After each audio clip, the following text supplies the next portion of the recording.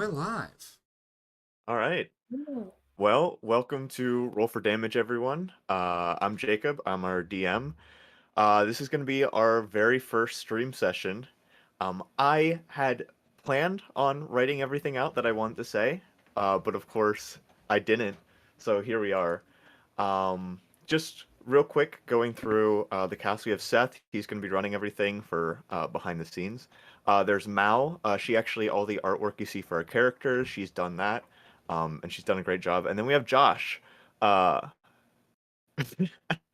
That's all. That's all yeah, you need. yeah, yeah, yeah. That's all we need.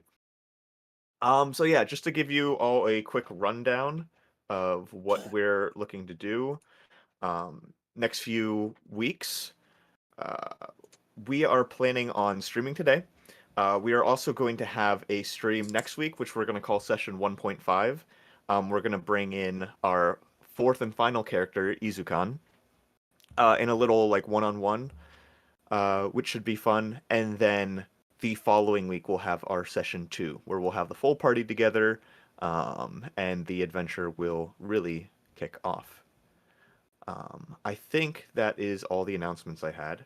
So without further ado, we will start our campaign. Play the intro of it. Yeah.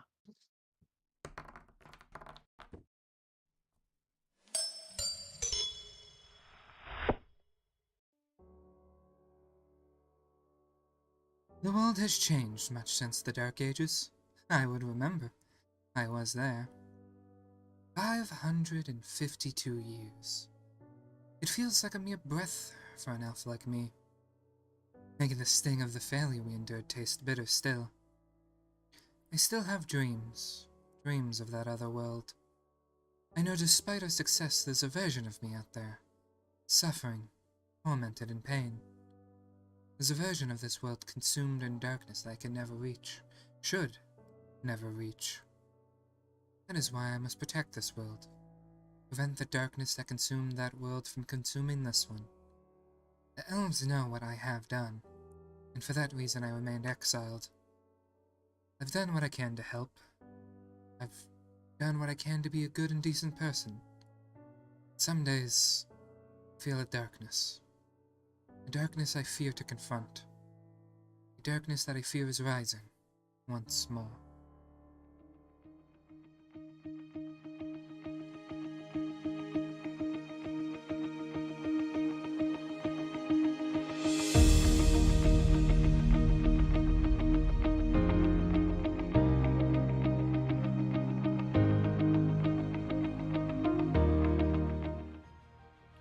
We're back. All right.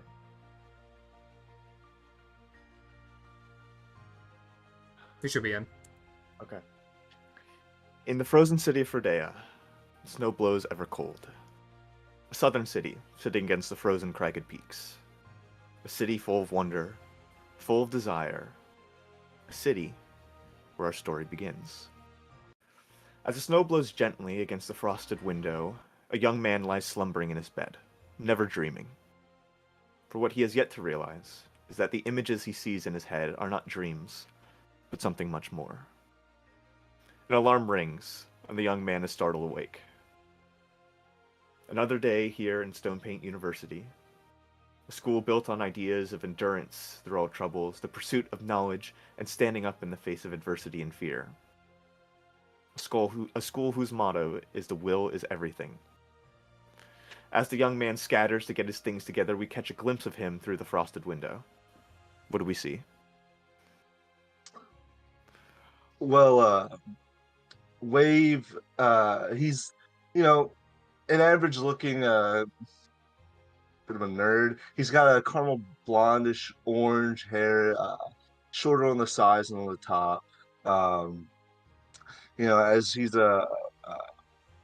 getting up and kind of hurrying about, he slips on some nice pair of khakis, a white button down with a blue tie, and then a green and black kind of checkered sweater vest as he throws his school coat over his shoulder and grabs his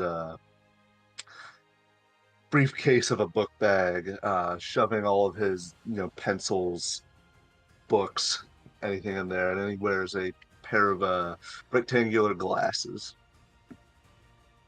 Okay. As Wave begins making his way down the long labyrinthine halls of the school, heading towards the place where many dread, but this man seems to love, the library. Um, what is, I guess, Wave researching today? Um, well, I guess Wade would probably start off going through, his classes and kind of going through any kind of classwork he has to get done first. Um, and then he'd move on to like star charts, any kind of books that, relate the heavens to magic, and that kind of stuff. Okay. Would you mind making either an Arcana or investigation check? Sure.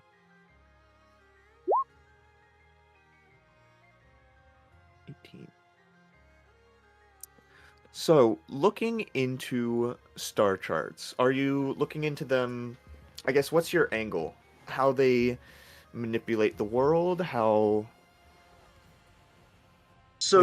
We have. So Wave's interested in the stars in general, but specifically he's interested in the culture of how like the celestial sphere and space in general has been tied to magic, like with events like I'm sure many wizards have like looked to the eclipse and that kind of stuff. So really any kind of like celestial event that has like importance that people draw importance to in the realm of magic is kind of where Waves focusing his interest. Yeah. I think what Wave. And this is something you've been learning for a while, but just further information that kind of establishes this fact is that magic in this world works much like in other D&D settings, where it's this blanket that kind of sits over top of everything. Um, and when you cast a spell, an incantation, you are folding that blanket, you are folding that energy in different ways. You're pulling it, you're stretching it, um, you're pushing it, condensing parts of it in one area while weakening parts of others. Um, and things like an eclipse, things that have any sort of change in the local um, gravity will also manipulate that blanket and can also have extreme impacts in the way magic interacts in a certain area. And so, uh, similarly, these celestial bodies, stars, it is believed that their alignment can also manipulate those weaves and folds and um, mountains and valleys in the fabric in different ways. It's just learning how to, and uh, Right. yeah. After a good number of hours in the library, Wave, your stomach starts to get a little empty. You can feel the tank start to die down, and you remember that you've once again skipped breakfast. Oh boy. Oh, I should get something to eat. Uh Wave will reluctantly get up and I guess head to this school's kind of like cafeteria. Try to use some of his whatever the equivalent to like the student meal points are to get some of Yeah, that buffet grub. yeah. Um, Making your way out of the library and once again down the large open halls, um, you something to note about the way that this university is constructed. Every building's connected through a large hall. Because of how cold Okay. it can get and just the blizzarding cold snow, everything is everything's interconnected. Everything there's nothing outdoors. Like even the sports teams meet in a large inside gym. Um, Okay. Simply because of how harsh the climate is, like 9 months out of the year. Yeah. Uh, so yeah. But making your way through the hall, you eventually come out to a large open area with large circular tables, benches around them, and a long, what do they call them? Serve yourself, all you can eat Okay. buffet table. Uh, Wave, you go and get yourself some food. Today they are serving rabbit stew with carrots and potatoes. They also just have potato stew. Um, it's a lot of soups and stews and broths here. Um, Oh boy, my favorite. More Ideal. stew.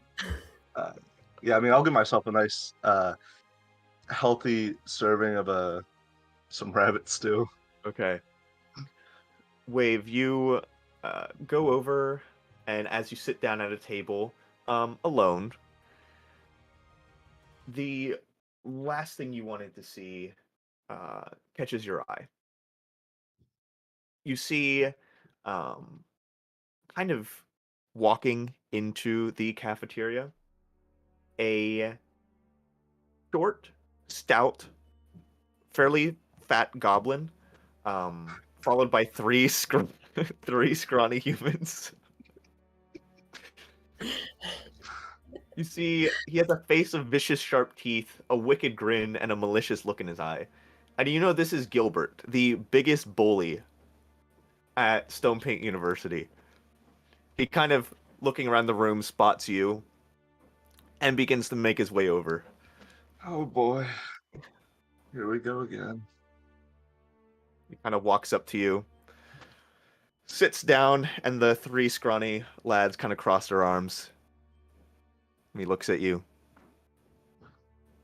So I need some help with my algebra homework. Thinking you were gonna Yeah. help me out. Huh? Yeah, I'll help. Okay. And don't give me any wrong answers this time, okay? I'll try my best. Alright.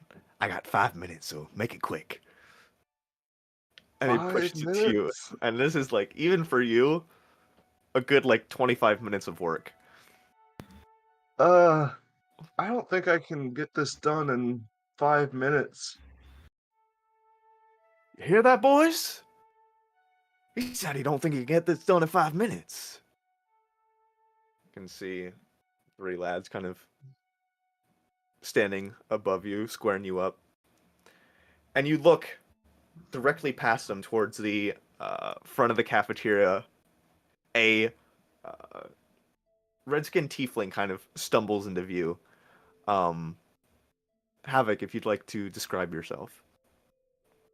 So, Havoc is, well, to put it bluntly, what he's physically doing right now is he's sneaking into this cafeteria, to get the free lunch, because they don't, like, there's no cards, it's all you can eat. So, like, the second he gets into the room, it's free food. Um, but physically, it's, Havoc is red-skinned tiefling, he looks like a devil, you know.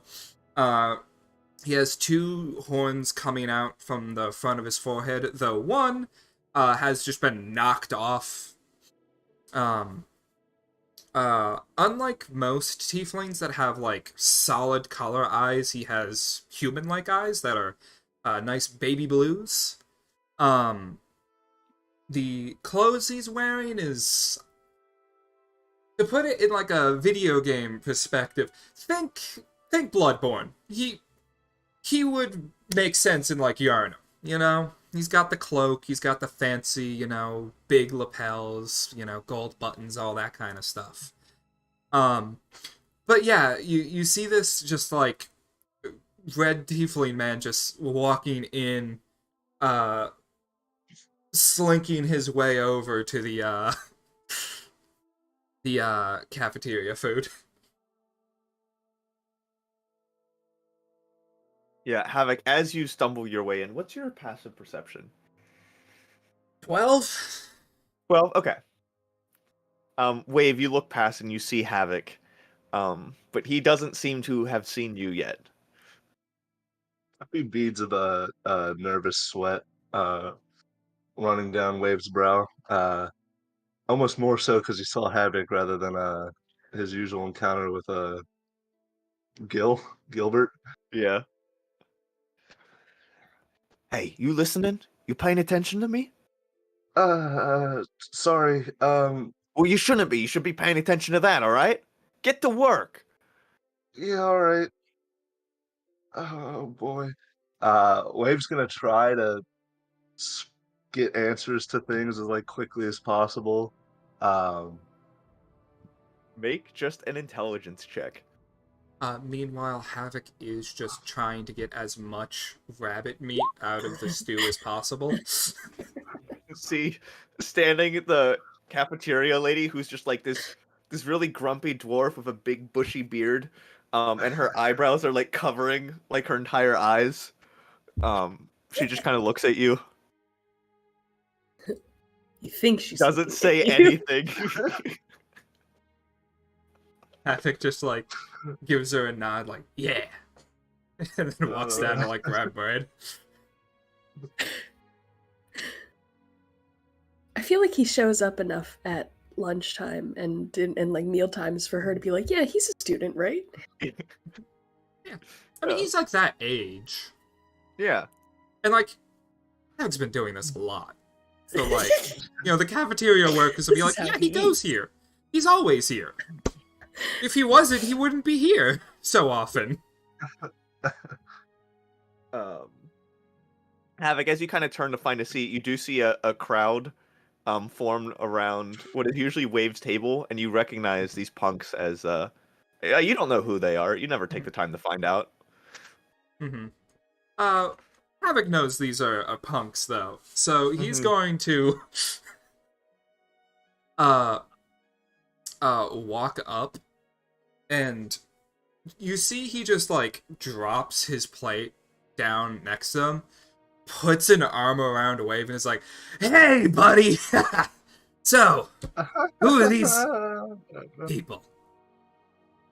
None of your Uh, business. So, Havoc just grabs this man's face and continues looking at Wave. I guess. So who are these people? Friends? Like it's a friends, full I just guess. like. Havoc, make an intimidation check. Oh yeah, he can definitely do that. 13. 13. Yeah. Kind of with your head in his face, he pushes back and kind of stammers and stutters for a second, not really knowing what to say. Yeah.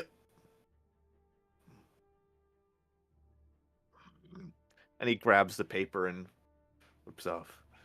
We was leaving. Tomorrow, Gravia. You're mine. Wait, was that yours? All right. Do I need to go beat No. them up for stealing something from you? No, I was just helping him out with some homework. Oh, okay. And he You just know, Havoc, waves. you're gonna get in trouble if you keep showing up and scaring people off like that. I can only get in trouble if they catch me. Oh boy.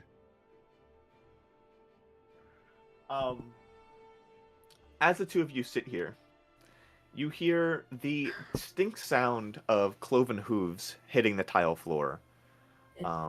You both look up to see a energetic fawn standing before you. Juniper, could you tell us what we see?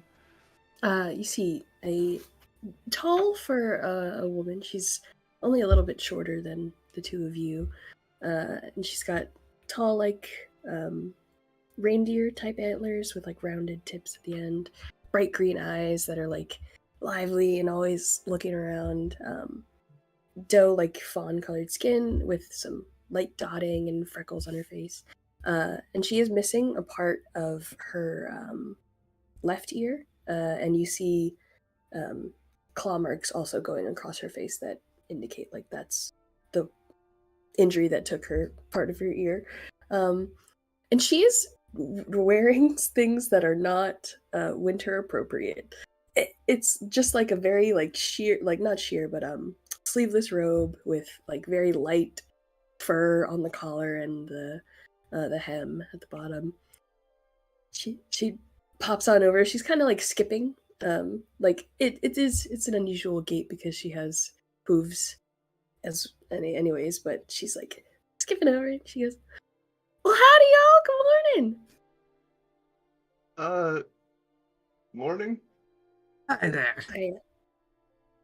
Good. Wave. I was coming over here to talk to you about my paper that I wrote for Professor Gondola. Um, I was just heading over to give it to her if you wanted to come with me after you're finished eating. Oh, sure. You finished it already? Well, yeah, it was about my favorite subject. You know that I can write those things like that. Fair enough. Yeah, I'll help out. Sweet.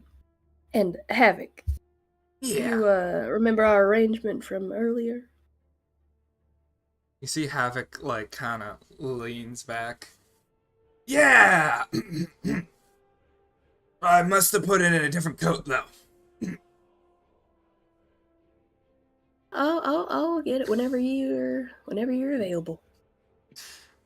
Yeah, later today, yeah. Meet me outside the track at our usual place. Yeah. Alrighty then. And I think she'll head off to get her own bowl of potato stew. All right. Juniper, as you leave Wave and Havoc behind, kind of going up, getting just the potato soup or stew. Kind of sit down, quickly eat through your meal before heading off to Professor Gondula's office. As you stand outside, kind of patiently waiting, you see another student kind of step out, looks to be a freshman. They kind of look at you, kind of like recognizing you. But it's a look of recognition of like, oh, I stay away from this person. And they quickly turn and walk down the hall. Wait a second. Did you have a question for me? You look like you knew me. I'm okay, thanks, bye. All right. You don't need help finding anything around the campus? You know, I'm the best one to ask if you need help. They're walking away. They're gone. All right. Bye now. Guess I'm just gonna head to the library then. I'm gonna For go meet her up with the- office. Yes, to her office. Yeah. She is completely unaware that that person did not actually want to speak to her. She's just like, well, that was so nice. I'm so glad that I saw that person. As you step in, you can see what is obviously the office of a history professor. You can see as you walk in, to your left is just a bookshelf full of books, with also small little trinkets and minor artifacts. A private collection, it seems. You can see to her right there are massive maps and different historical images. On her desk, there's all sorts of little baubles and stuff and little glass cubes being kept safe. Tons and tons of papers in a filing cabinet that sits behind her. And then right above it, there is a frosted window where you can see snow blowing heavily. She kind of looks at you with a smile, and you can see Professor Angela Gondula is a darker skinned woman, hair kind of pulled back.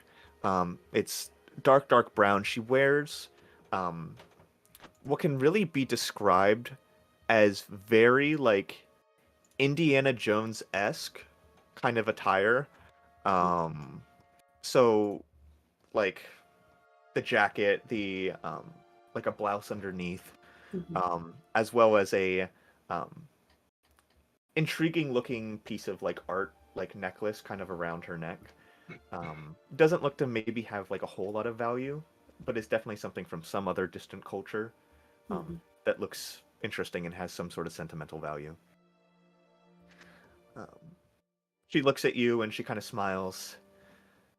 Juniper, come, take a seat. Will do, Professor.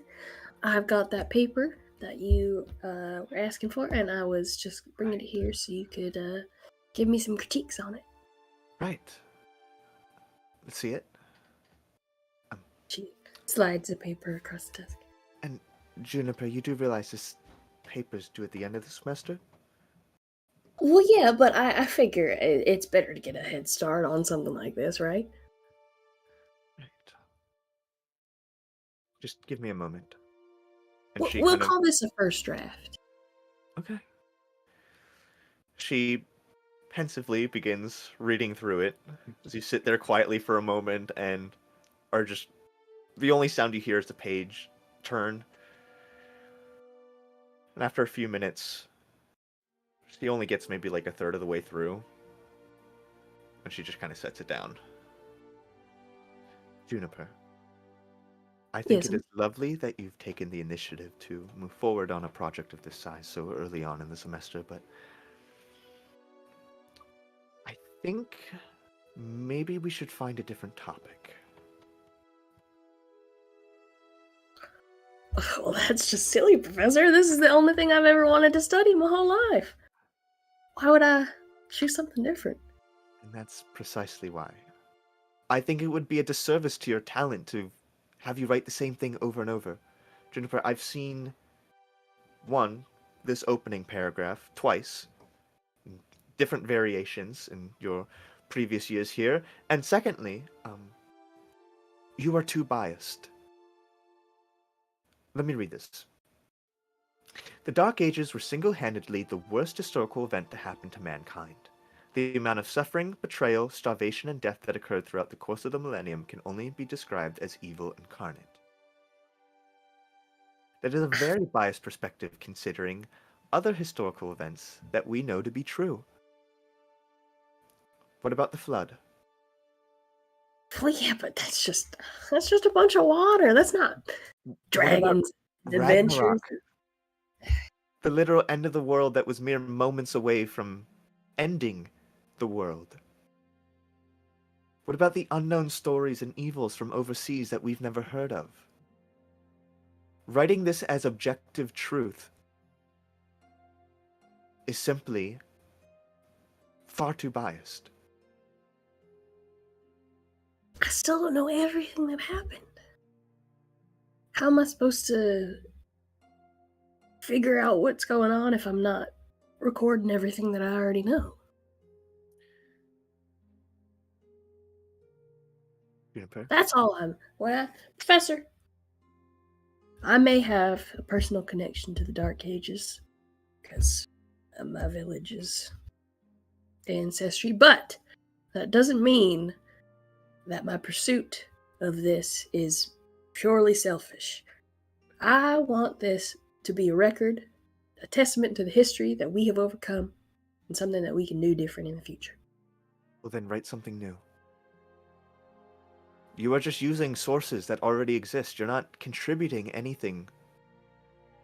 You are just giving your perspective on things. And that is why I think for your own good, I'm going to tell you to write something different. You've got tons of time before the end of the semester.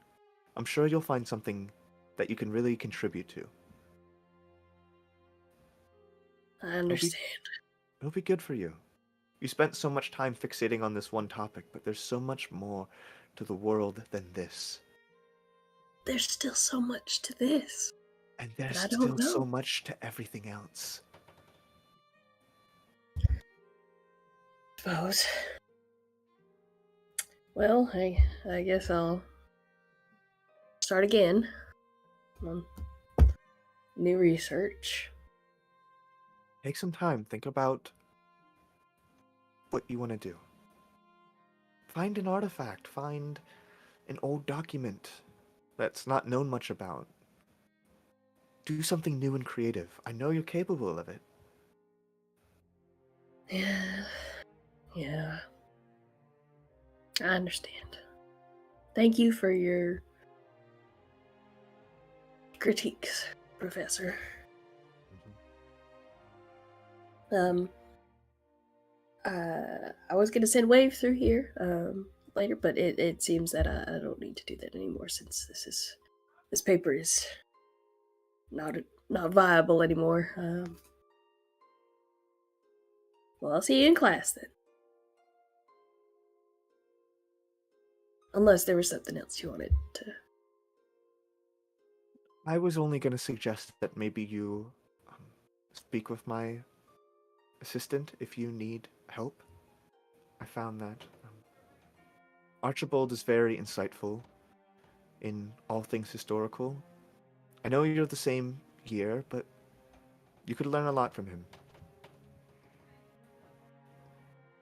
Thank you, Professor.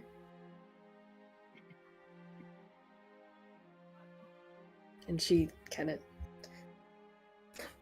backs out the door and goes, and then closes the door behind her. Archibald.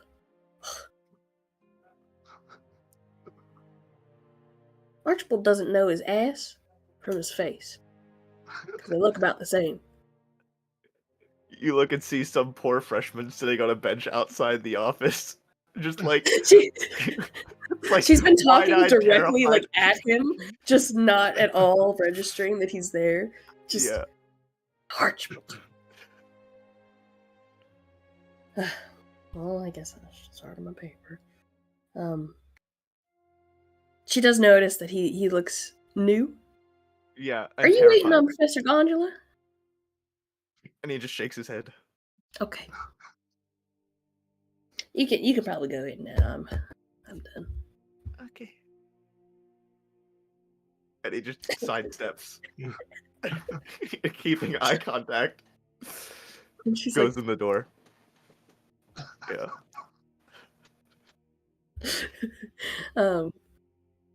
Guess I'll head down to the track. Maybe work off some of this emotion. Yeah. Yeah. Yeah, as you go to the indoor track, you are met with and they've done a pretty good job. Like, there is grass that's grown. They've gotten some druids in here to kind of make sure everything's nice and clean. There's some skylights, which right now you can just see there seems to be like two janitors up above the school building shoveling off the snow from the windows.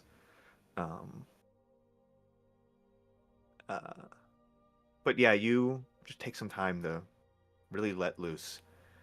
What is Juniper doing here in the indoor track? She's running. She's jumping. Running. She has. I think she would set up some of the hurdles. They're like way further apart than you would think they should be. And she's just like sprinting and then dashing over like probably 30-foot distance. Yeah, make a roll d8.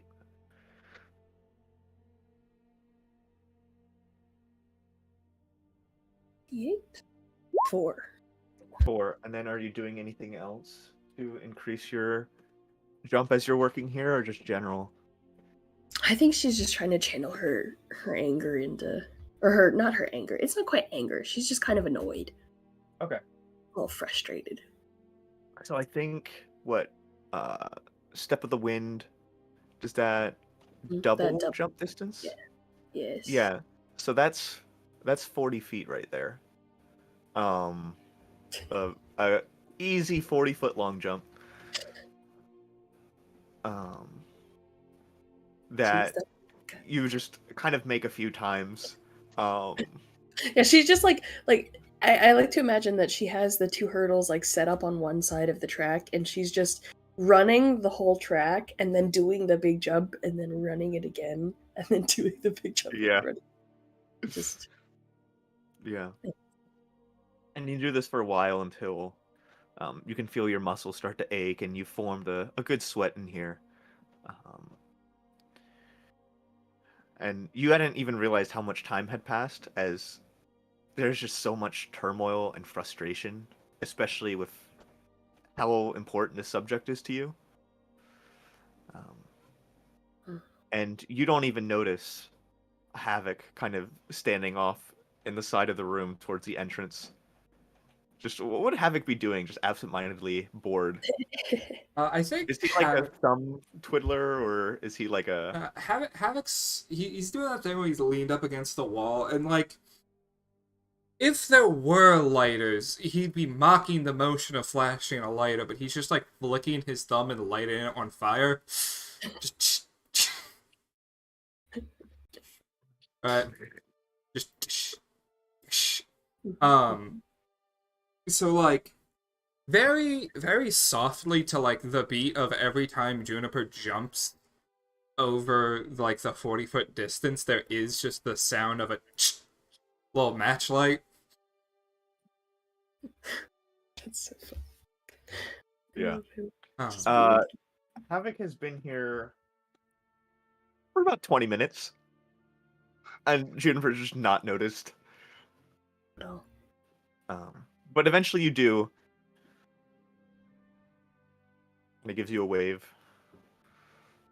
Hey there, that was a lot of jumping. Yeah, I do that when I get frustrated. Must be some What? sort of coping mechanism. And you see, well, if you're frustrated, and you see he reaches into his pockets. It would actually help me if you had the things I asked for earlier. And you see as he pulls out, it's just a vial of like almost brownish, not quite white, like kind of like an off tan kind of color, just powder. Well, here it is. You're gonna, you know, the money. Had to think of it for a second. Jennifer goes, yeah, and she reaches in and she grabs whatever she owes him. She probably has it like in a little bundle for him. Mm-hmm. And as he hands it over, this one's peanut butter flavored. Ooh, I love peanut butter. Thank you so much. This is gonna be so nice. I might actually have to get back out on the track after this. Yeah. Yeah. You were doing that for a really long period of like, I'm positive you were doing that before I got here and I was standing here for easily. And you see Havoc has like a mental like, easily an hour. Well, I don't think I've been here for an hour, but Easily. you know, I'm not here on scholarship for nothing. Something, Have you ever seen me at a meet? Have you ever been to a meet? you see, Havoc like gets like this like pose like he's trying to act cool. Well, kind of every time a meet's happened, I've been busy, you know, working for the guild, you know, with some. And he's like really trying to act cool, like he leans, like he's pushing himself up into the wall behind him. Your foot slips, you fall on your ass. Juniper just goes, What's anyone else in here? all right, and offers a hand. Get back up. He gets up. You're really like worked up about something. If you're, Well, yeah. I think I've talked to you about this before, but I'm a history major, and I really love the Dark Ages. I have a history with it, you know, where my hometown was really involved in that kind of thing. yeah. But Professor Gondula insists that I find a different topic. Now, there's so much more that I haven't uncovered in the Dark Ages. I don't know how I can even start to research anything else. See, this look of like confusion comes over Havoc. What? You know, I don't really get this, but why did you like Tell her no. Well, as a student, I can't really say no. You know how it is with professors. Yeah. The most just not. Uh-huh. Yes. um, it's just, I don't know. I feel like if I had something really, really groundbreaking, like I don't know, like a first-hand account or something, like, it would change your mind, but I don't know anybody who's alive, and I don't know any elves. So, You probably don't want a first-hand account. Honestly, if I think about it, I'm sure you could find, like, a really cool artifact that's, like, tied to the Dark Ages, yeah. I don't think there was a site around here that I'd have to go excavate. I'd have to go out into the field. And you see Havoc, it, like, kind of looks up into the, like, middle distance. The field. Is that like adventuring? I suppose. You get real dirty and tired and hot, and you drink a lot of beer. Ah, that sounds like adventuring. Okay. Mhm. Yeah, no, I mean, that's like basically the best part of existing, really. Well, if I ever go on a dig, I might invite you along. See how you can affect your schooling. Maybe you can find something interesting. Yeah! And you can find something valuable. Yes, yes. Academically valuable, you know. Monetary. He mumbles that part. Monitor. Monetary. Well, I appreciate you getting me my stuff. Um, what have you got planned for today, Havoc? Well, gotta take this money back. And he's still holding the wad you gave him. Was told I'd take that back immediately, don't want to lose it. Probably gonna... There's probably like another person I could sell something to. I don't know. I did kind of stand here for like an hour. So... Could always try the locker room. There's always people in there. Yeah. Just walk right in. That's what I do. It's a locker room. Mm-hmm. This is free for all students to use. You know that, right? I've never seen you using the track before. I'm, you... Well, and you see, he's just like, I don't... The mental process of trying to... Juniper gets a very, very serious face. She goes, exercise is very important. And, yep. And you see Havoc starting to pack up out of the track room. Juniper, can you make an insight check for me? I can do so. 9. 9? Okay. Somehow, Juniper has not yet realized that Havoc doesn't go here, and this is not ironic at all. You see, I think the thing is, for as long as Juniper's, like, been here, right? At some point, Havoc just showed up. And was like, oh, it's just a transfer student, whatever. We get those all the time. Right? So as long as she's been here, students show up, they disappear, that kind of stuff. So it's just one of the crowd, One of the guys. One of them random people I've helped around campus, probably. Yeah. I also think we should clarify, Havoc is dealing creatine, not hard drugs. Not illegal substances. Yeah. Well, here it's questionable as the scientific I mean, it is discovery performance of- enhancing. Yeah. So,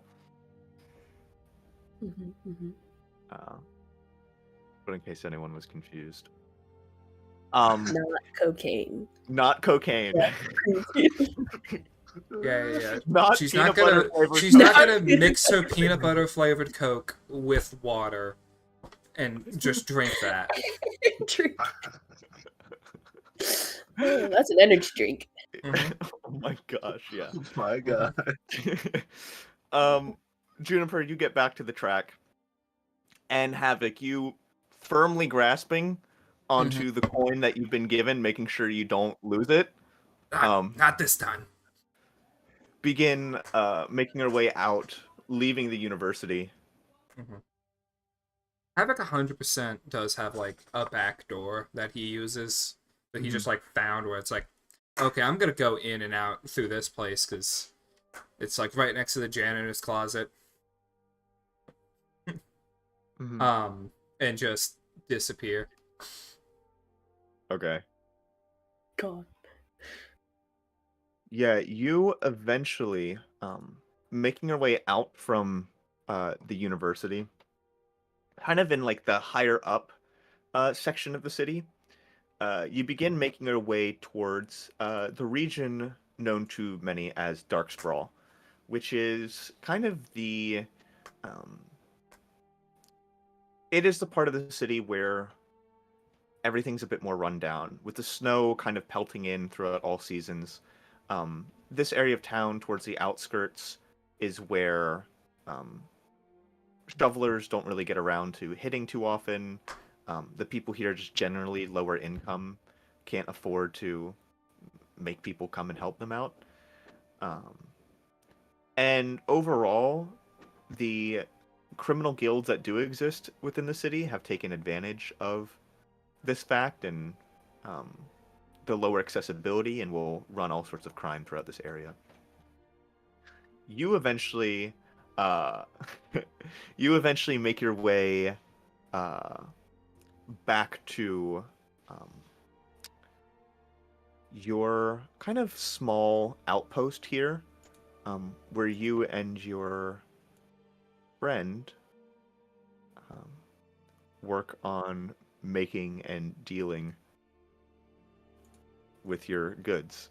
You kind of step inside the cold building, you shut it behind you, and you can see a flicker of a candle kind of light.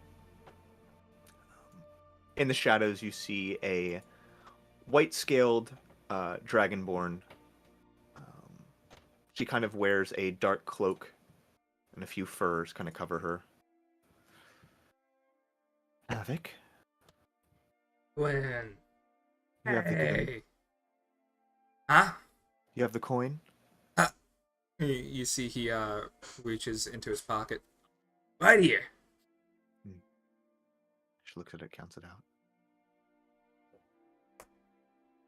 We keep on this path, we could become a real drug empire one day. I mean, we've already sold stuff, so I think we're already basically there. You know.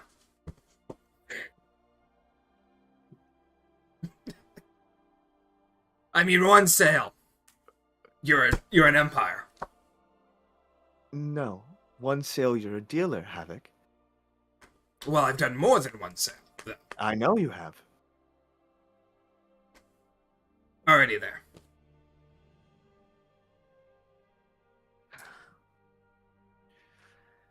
Someone else wants to make a deal tonight. Oh. Cool. Where? Who? Didn't get a name. Just got a location. Seems like it's one of those preppier students who don't want to get in trouble with mom and dad's money. Okay. Don't ask questions. Don't bug them. In and out kind of thing. Mm-hmm. All right. And she just kind of hands you like a small bag, small brown. I can't burlap. Or like that. Yeah. Havoc just kind of like tucks it. Well, But don't take anything less than 5 gold for it, okay? 5. Yes, 5 gold. That's the yellowish kind. Yeah, I know what gold Silvery is. white. Gold, yellow, copper's brown, silver's neither. Mm-hmm. And platinum is shinier. Yes, so let me remind you, you don't work in platinum. Okay? We're not going to confuse those for silver again. Yeah, but like if I get Just tell them to exchange it 5 for gold. gold. Yeah. 5 gold. But just make sure it's the yellows. Or Yellow. 50 of the non-colored. Okay? Fifth. And you see Havoc taking a second, like counting on his fingers. You got up to 10, right? Yeah. Okay, do that 5 times.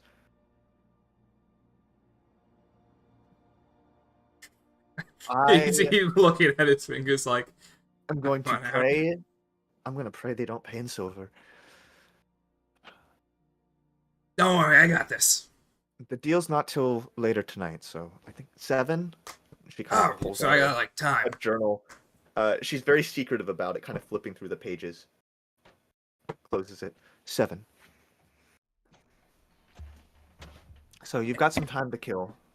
Just don't kill yourself. Ah. Doing anything stupid. And you see Havoc just like stretching, like, oh yeah, yeah. Ah. Well, you see at this point Havoc gets like kind of awkward, of like, so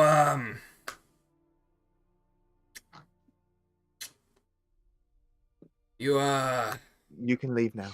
okay. He just leaves.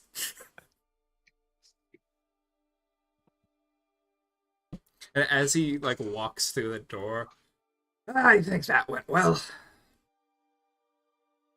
And You he's hear a just mumble hands behind you. It didn't. Yeah. No. fantastic. And he continues walking. With some time to kill, where would Havoc head off to? Let's see. I think Havoc doesn't like drink, but I do think he does visit the bars just because that's where people will like, you know, more often you're gonna find somebody like willing to make bets or like play poker, or like Mhm. somebody's like, oh yeah, you'll challenge me to some darts kind of stuff. Okay. Um, In this area where you are, there is the Frozen Ire Inn, which is like the closest place to drink. And you are technically a guild member, so you could go and sit down and interact with some people and get something to drink, and maybe even run into your old pal Izukan. Yeah, no. He definitely head to the Frozen Isle because he's a member. He's a Mhm. guild member. You eventually, kind of trudging your way through the snow, make yourself to the Frozen Ire Guild Hall, and you look and see basically its symbol. Many you would traditionally you would have like a wooden sign that's hanging and have like a symbol on it, but this is actually like a chunk of ice, where it's kind of hanging out from 2 chains that seem to be frozen in this block of ice. How high off the ground is that sign? Like right above the door, so like 6.5 feet. Havoc's 100% the type of person to jump up and smack it Yep. as he's walking through. And over time, there has been, just from the small amount of heat generated by Havoc each time he jumps up and hits this, but even though it's freezing and this ice won't melt, each time Havoc hits it, it just melts it a little bit. So there's a slight handprint on it. 100%. Environmental storytelling. Yeah. Mm-hmm. Havoc, as you open the door and step inside, you are greeted by the scent of mead, burning logs, sweat, just large orcs, humans, a few minotaur, a lot of dwarves, a lot of humans, just all kind of sitting around drinking. And you can see in the very back, kind of standing large and tall, a um, light blue skinned Goliath. And he kind of looks, and as the door opens, everyone kind of looks back, and you can hear a general groan heard by everyone in the room. Matching the tone of the groan, Havoc's like, hey! And everyone turns back to what they were doing and ignores you. Full energy, Havoc's gonna walk up to the bar stand. Yeah. You look and see where Izukan's seat is. And Izukan, like, no one messes with him. He has his seat, no one touches his seat, and it's right there at the front, and he's not in it. He kind of mumbles to himself, I guess he's doing work today. Yeah. Invited me. And he kind of mumbles even more Yeah. for that part. You see the large Goliath who has kind of longer white hair, kind of pulled up a bit in a bun, a bit of a grayish beard. Looks at you. Yeah, your friend is on a mission out in the snow. Orphan ran away from the orphanage. He's gonna die out there, so Oh! we sent him out to look for him. Hopefully he'll be back later tonight. He totally be. Morning. He'll find the kid. Izukan's good for that. Yes. And you are good for shoveling sidewalks. You see Havoc gets this look. One hand. You know what? It's a compliment. I'll take it. On the other hand, I'm awesome. Get out of here. You know, I feel like you're underusing a possible tool. Almost like I can light myself on fire in the middle of an Arctic frickin' tundra. Which is why you're great for shoveling. Roofs and sidewalks and roadways. And you'll Nice. continue being good at it. You're our best shoveler we have. Why would I use your skills elsewhere? You see Havoc kind of like shrinks down. And he's like, that's right, I am your best shoveler.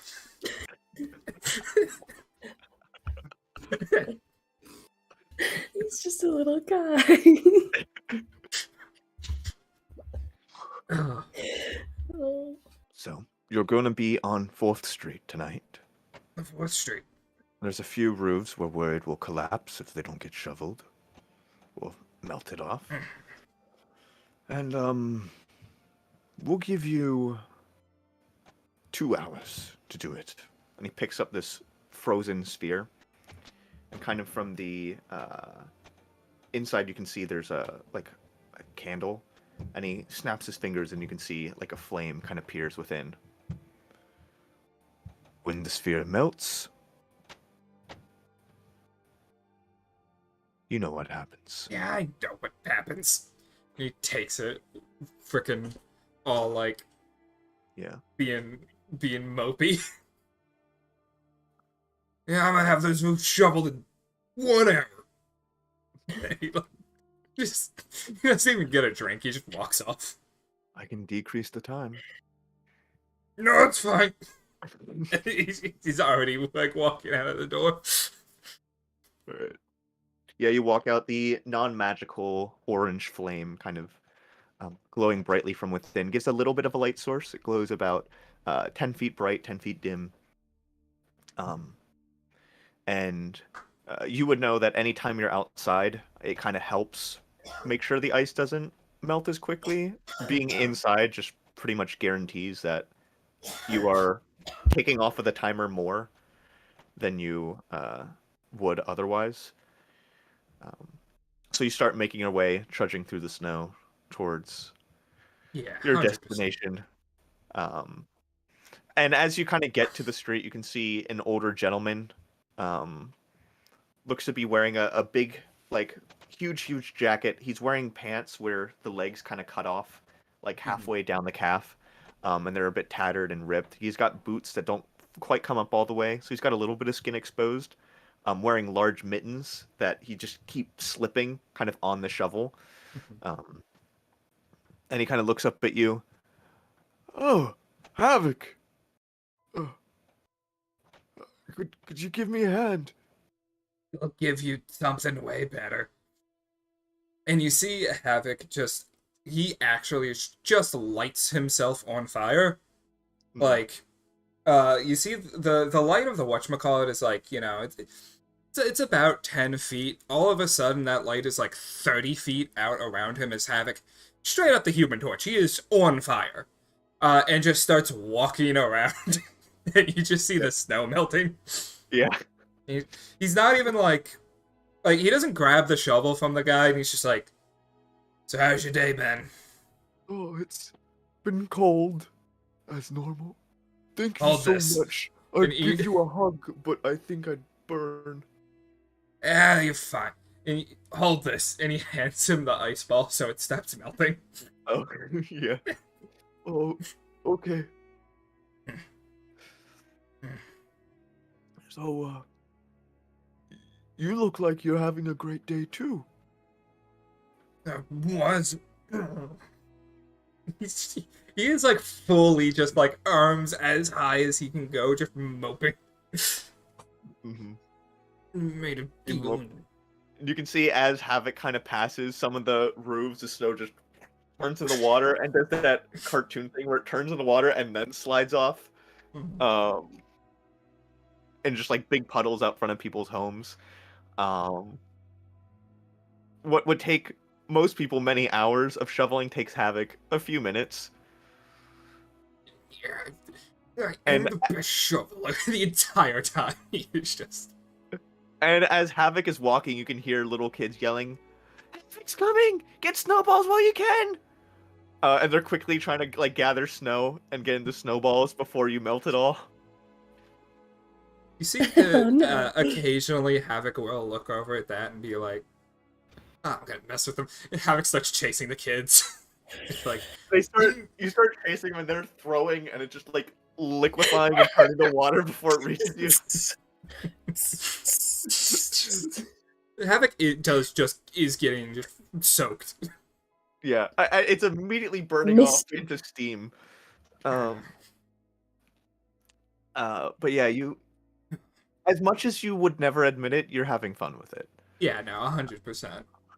Like, the second, he sees the kids playing around, and you see Havoc starts, like, over the course of it's probably, like, maybe 10 minutes, like, starts, like, interacting with the other locals, like, oh, yeah, like, hey, I'm gonna climb onto your roofs real quick.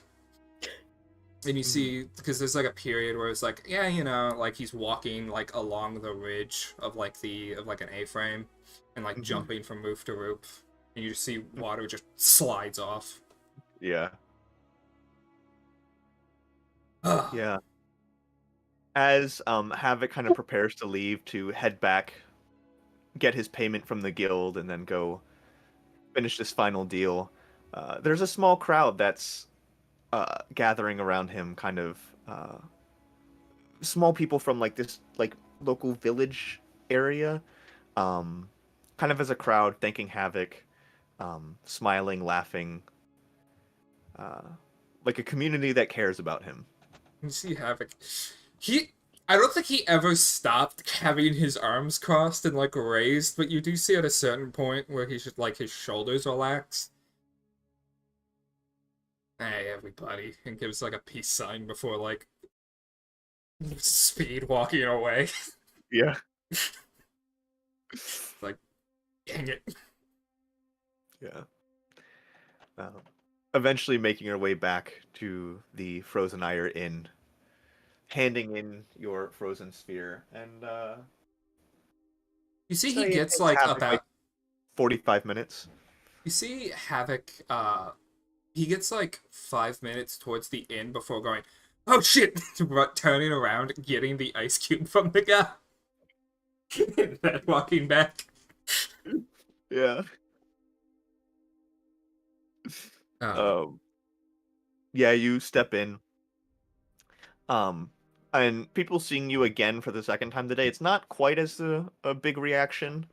Um, but some people just kind of turn, see who it is, nonchalantly turn back to what they were doing. Um, as you walk up, Baradoth kind of looks at you. Finished? He puts the ice cube ball down. Yeah, in less than an hour, like I said. Good for you. Double price then. Kicking rocks. So Literally. instead of the standard 2, we will give you 4 silver. Thanks. Good work. We'll see you in tomorrow. You always good work. Just like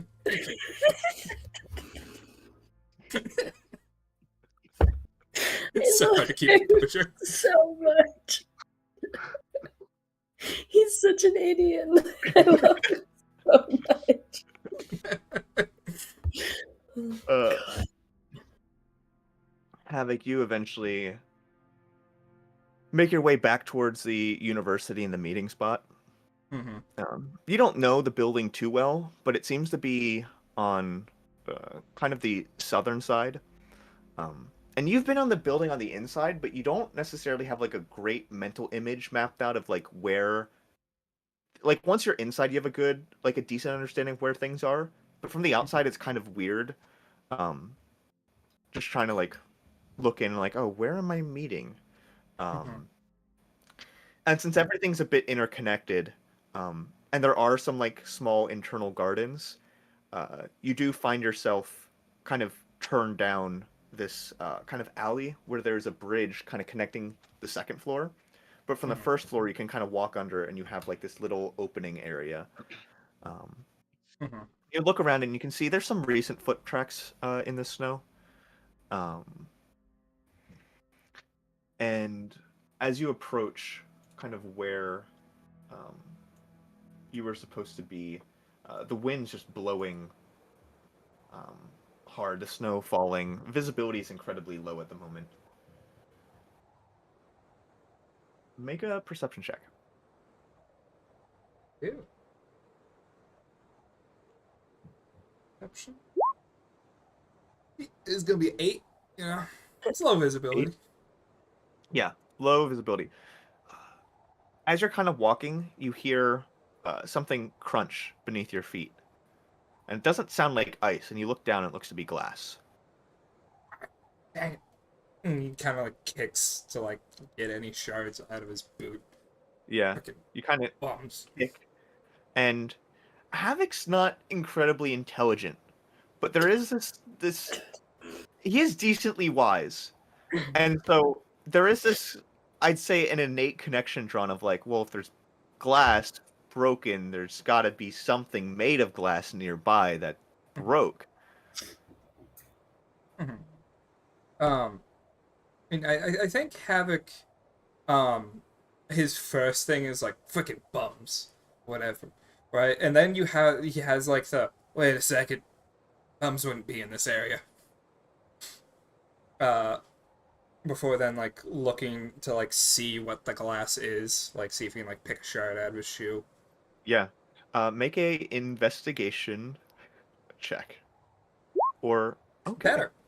Yeah. 11. You pick up and you look at it, and it is what looks to be just a standard piece of like window glass. And then you look up and you see a big gaping broken window directly to your left. Oh, Huh. hey! You got a hole in here. You can see snow kind of blowing in, and as you look through, you notice that this opens up into the historical archives at the school. You can see all sorts of like glass cases and stuff, and as you kind of look in, you don't see anyone. The lights are off. Havoc, he isn't climbing in, but he does have like his hand on the door seal leaned in, and he's like, "Hey, is anybody in here?" You have a hole. Your window's gone. As you kind of move forward, you kick something and you hear it rattle. As you look down, you can see what looks to be a large, fairly large sack. Kind of, there's some snow covering it. Um, Havoc picks it up and looks inside. It's filled with all sorts of weird trinkets and stuff. And as you picked it up, there was also kind of another piece of fabric, kind of right in that same area. And you pick it up and look at it, and it looks to be like this big. Basically, think of it as like a big sock with two slits in it. Havoc's holding the sock in one hand and the bag, like and then holding the bag open as well, just going, "What is going on? Wait, It's at this moment you hear, "Hey, you there!" huh? As you see two frost guards, which are the local law enforcement, holding torches, and at their sides they have frostbrand blades, blades that that when you're hit with one, literally brands you.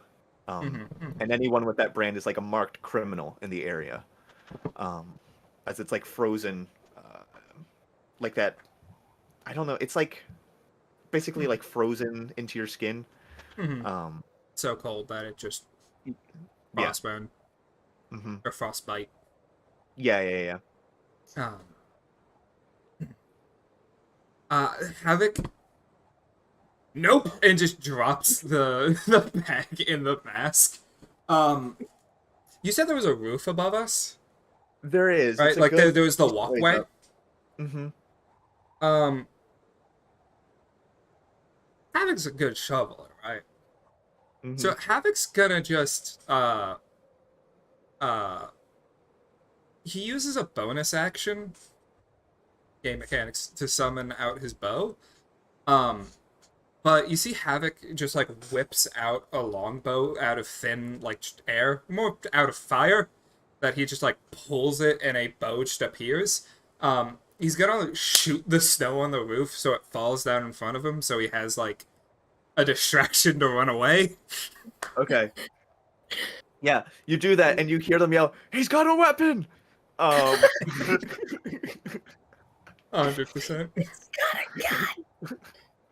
as you fire, this water kind of falls down, and they're running forward, chasing you, and you run forward and quickly realize that where you are is like this circle, kind of garden area, and there's nowhere to go without breaking another window and running through the university. You see Havoc looks behind him.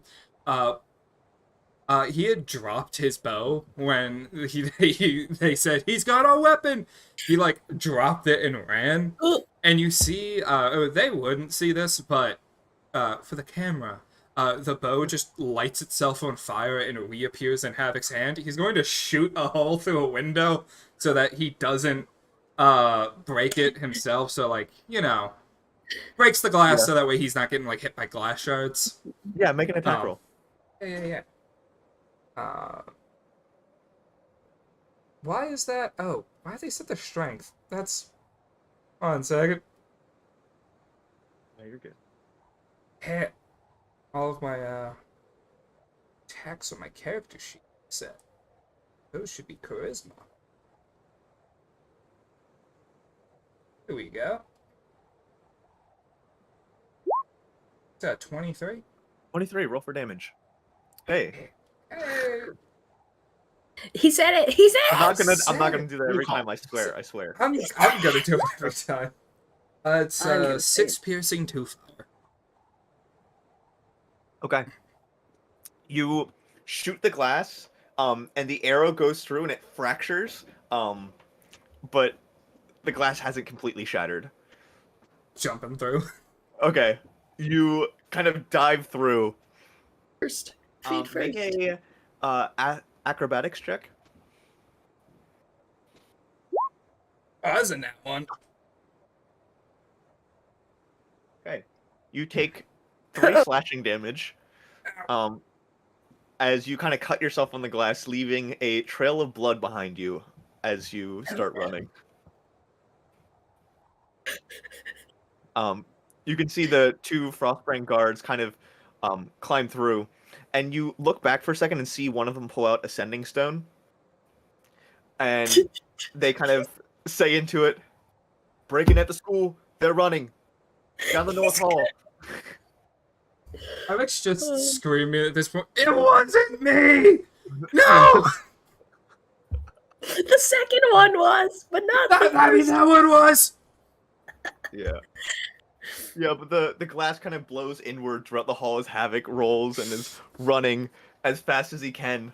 And Havoc, you don't know how, but they keep finding out where you went. You could have sworn that you took the corner before they should have seen.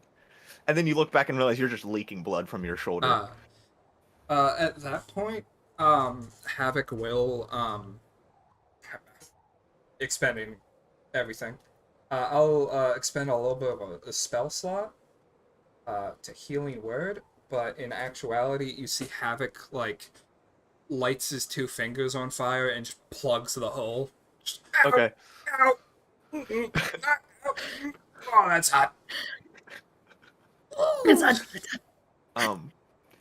At this point, elsewhere in the school, Wave and Juniper, in your dorm rooms kind of late at night, you hear a little kind of intercom thing come through, it would be like a sending stone that's throughout like the entire building. And Havoc, you hear this too, and it is, "We are currently in a code red. Please stay in your rooms until the code has been dismissed. Lock all doors and stay inside. We have an intruder."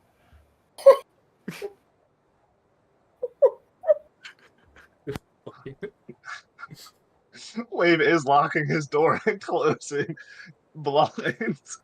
Kind of like crawling under his bed. Juniper's going outside. She's like, "What's going on? I wonder what's happening." Havoc, I'd like you to make a survival check for me.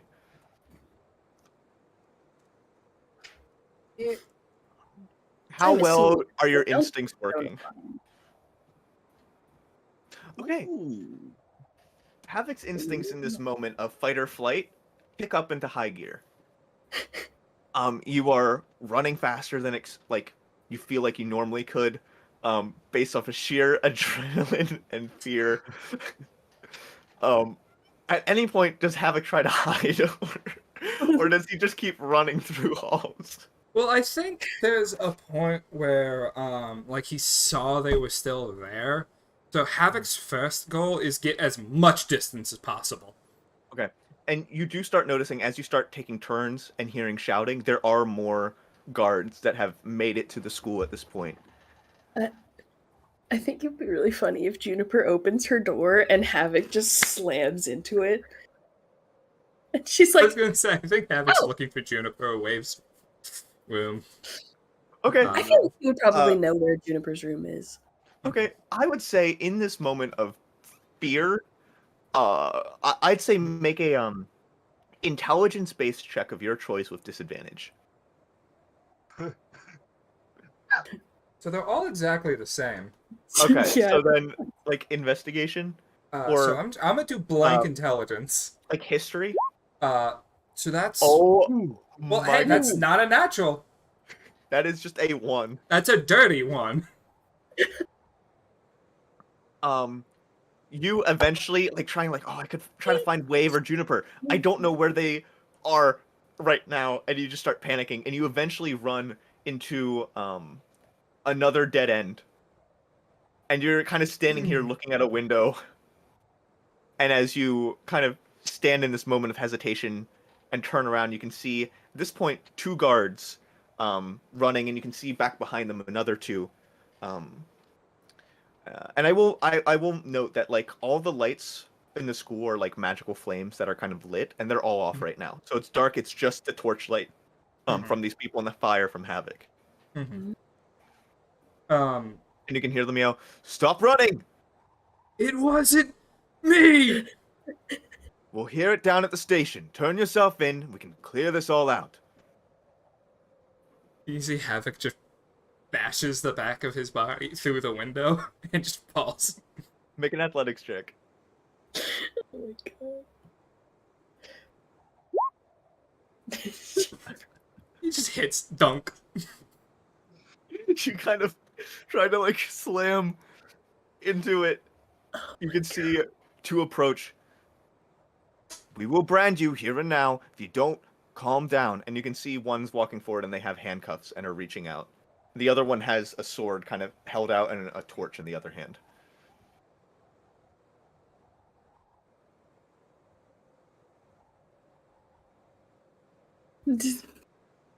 How far away are they from me?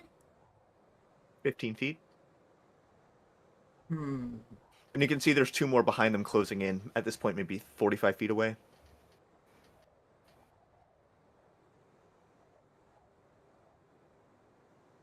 The urge to summon my great sword and just cut through the window.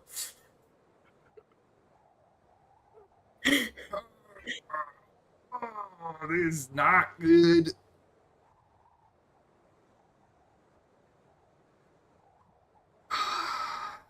Yeah, we're gonna do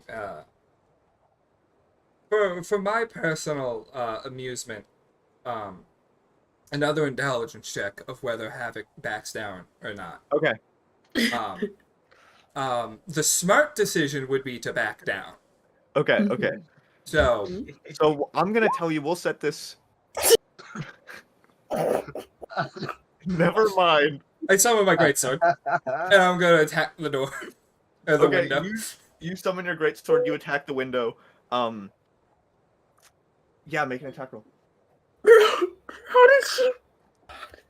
Oh shit! I also have to reset that one. How did you roll? A 4. Havoc is He's rolled so bad. 3 times in a row. Don't worry, Oh don't my worry, God. don't worry. This one's gonna be amazing. Watch this. Okay, that hits roll damage. Hey, Okay, you cleave through easy. the door or the glass window. Glass scatters outward into the snow. And as you try to run, one is going to try to swing at you. Yeah. Okay, that's a miss. It's a 2 on the die. But they swing forth. Havoc will cast Featherfall. We are only in the second. He'll do it anyway. That's up to Havoc. Would you have gone up a story? I mean, I have the feeling Havoc would have ended up going up stories. Okay, you're probably on the 4th story at this point here. He'll Featherfall. Okay. You see they kind of run, and as you're kind of following gently, you can see they just kind of stand there looking out the window as you As fall he's down. going off in the distance, I think the only thing they hear is just a very, it wasn't me! He's just straight up, just like, ah. As he, like, tries to just run into whatever woodland is around. Oh my gosh. Yeah, so for that, running to whatever woodland there is, you would have to basically go southward. And this would be towards the Masons district. Well, Which is where whichever way is more out of town. Yes, the Masons district is the like there's a quarry out in that direction. Okay, yeah, he'll run that way. Okay. Running out in the middle of the night in the cold and in the snow. Havoc gets himself lost. And I think that would be the perfect opportunity to take a 15-minute break. It wasn't me. Isn't it? Oh my god. I have to say, after like drawing every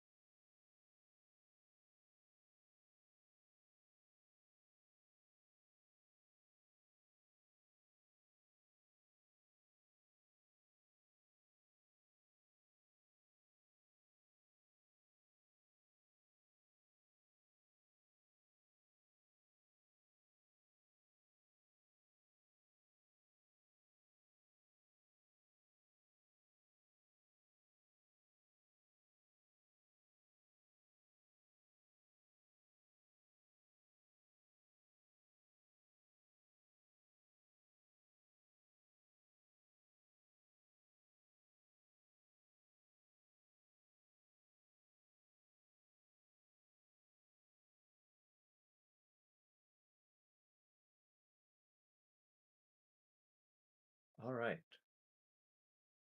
So, where we're gonna just start getting right back into it. For those of you in the university halls, last night was definitely an interesting one. Juniper, as you came out investigating the halls, kind of seeing what was going on, you were quickly met by some guards running down a hall, turning, looking at you, and shouting at you to get back to your room before running back. Still in pursuit. No need to yell. No need to yell. Wave, you hid under your bed until the later hours of the night when the code was dismissed. Seems that the intruder was taken care of. Phew. And as morning came, your days progressed as they normally did. Wave, you went to the library, studied, went to the cafeteria, got some food, got bullied. Your face thrown into a bowl of clam chowder. And when you were expecting Havoc to show up and save the day, maybe you didn't even really want him to, but you were kind of expecting it. He didn't. And Juniper, as you went throughout your day, made your way down to the track, expecting to see Havoc there. He wasn't.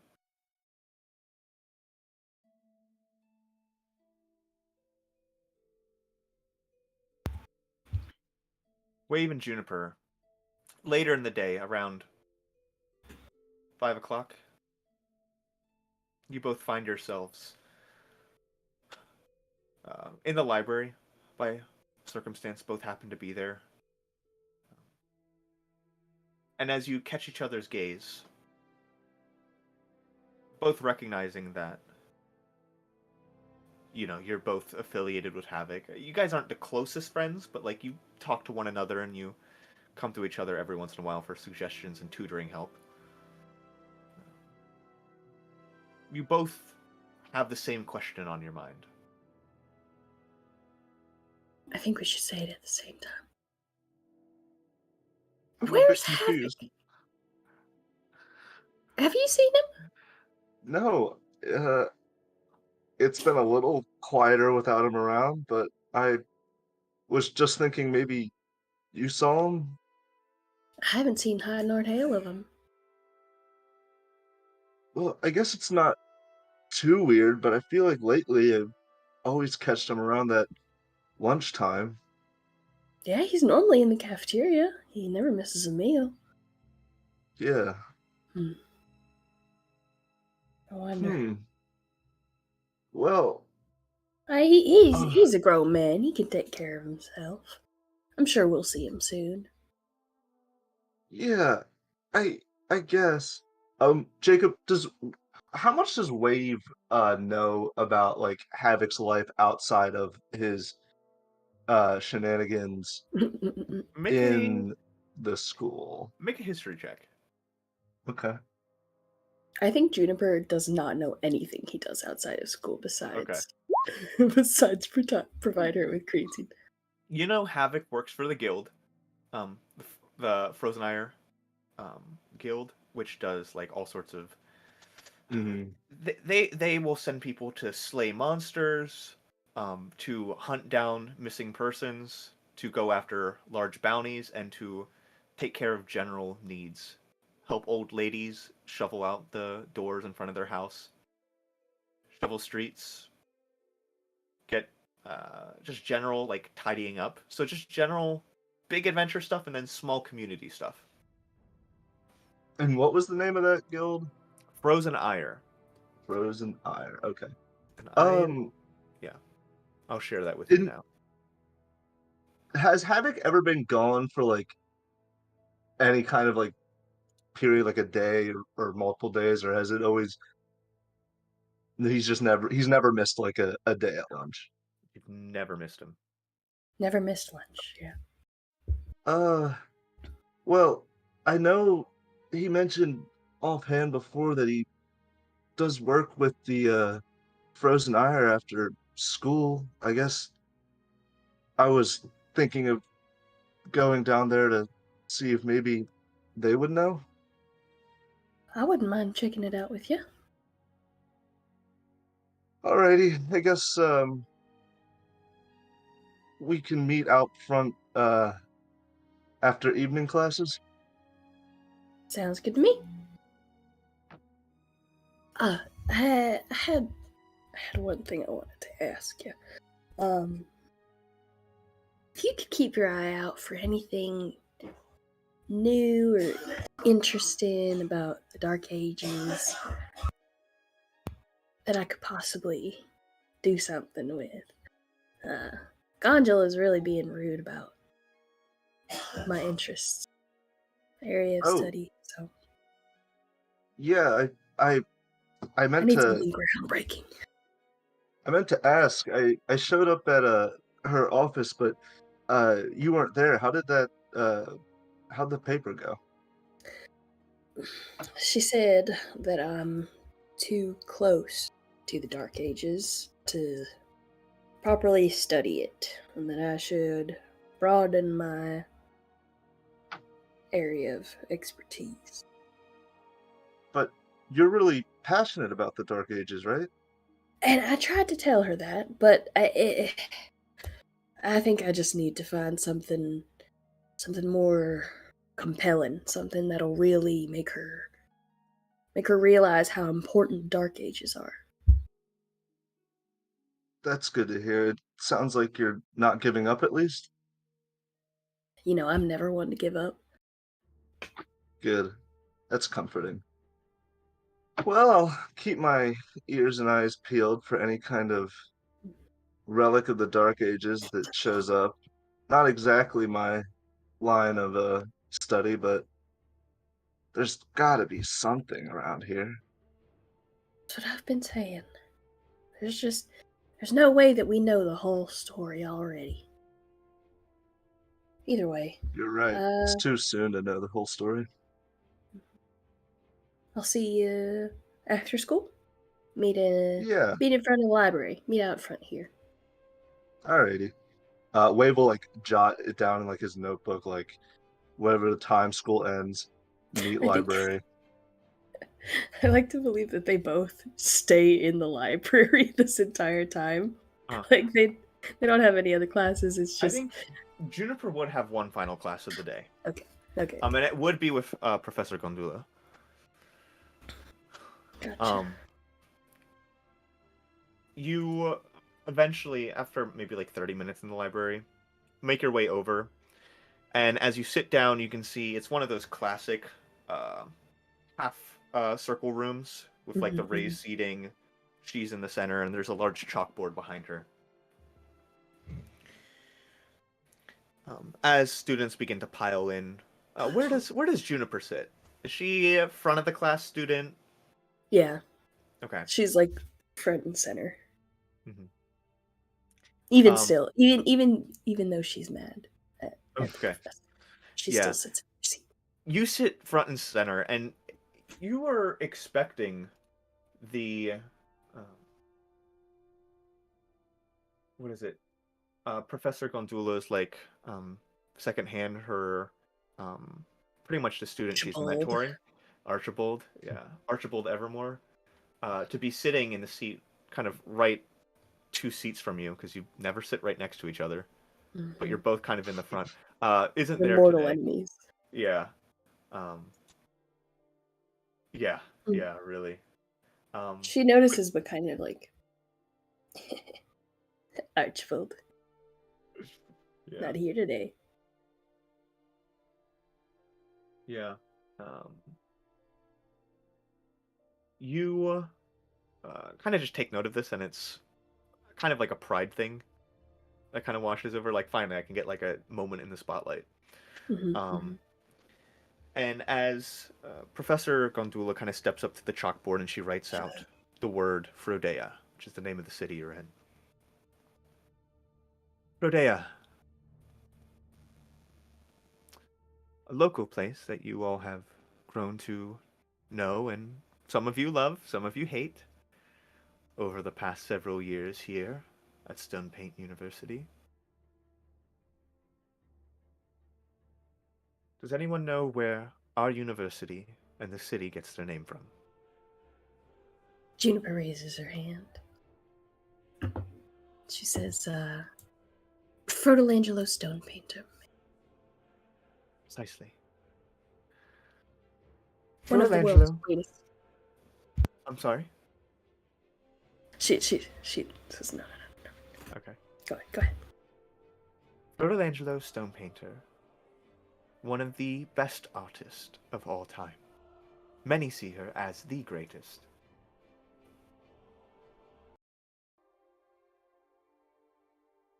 Living centuries ago, she has left a mark on the world like no other.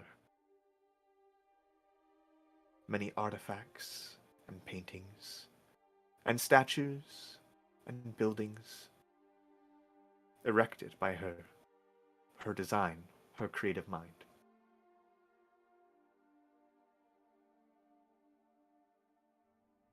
So much rich history. All here, nestled within the city where she died centuries ago.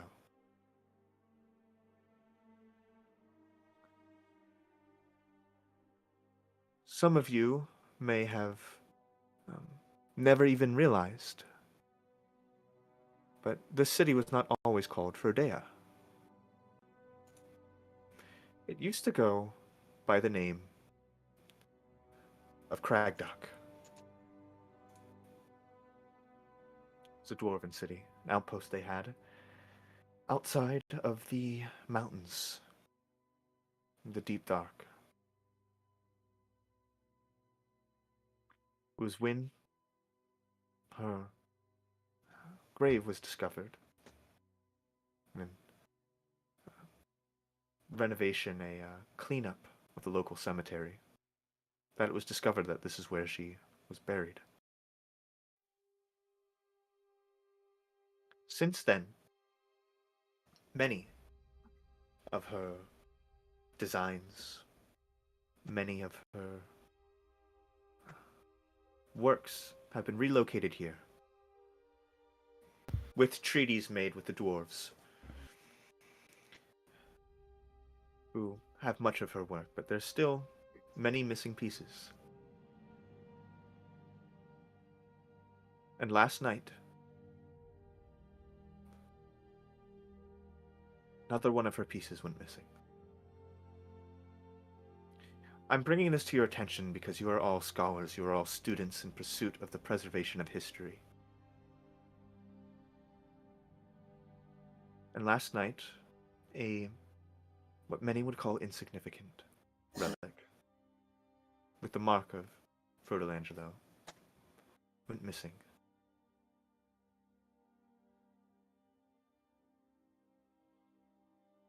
I simply wanted to bring to your attention this crime and this insult on the history we seek to preserve, and ask that anyone with any information or knowledge come to me and to the authorities so that we can put history back where it belongs. To honor her name, a woman who, without her, the motto in which we have, which inspires us all, it would not have come into existence.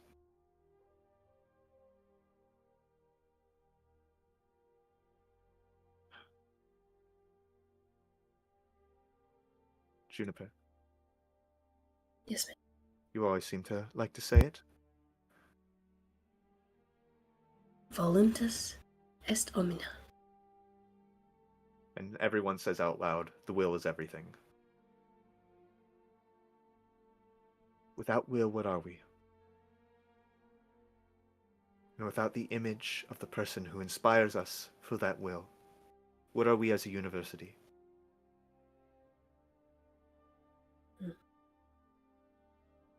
we'll continue with today's lesson.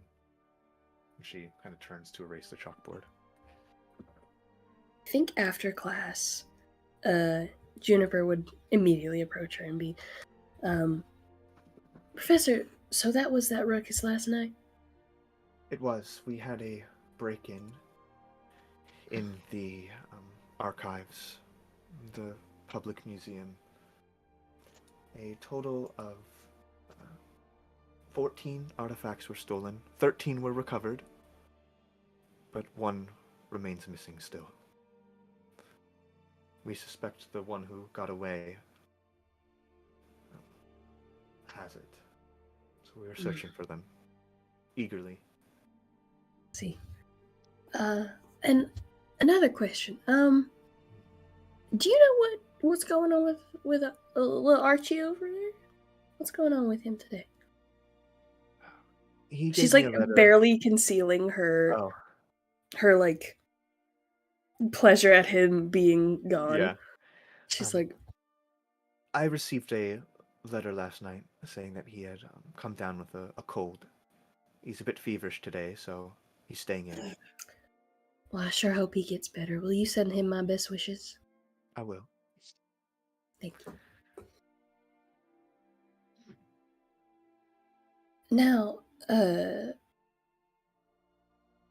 were kept in the museum, correct? Mm-hmm.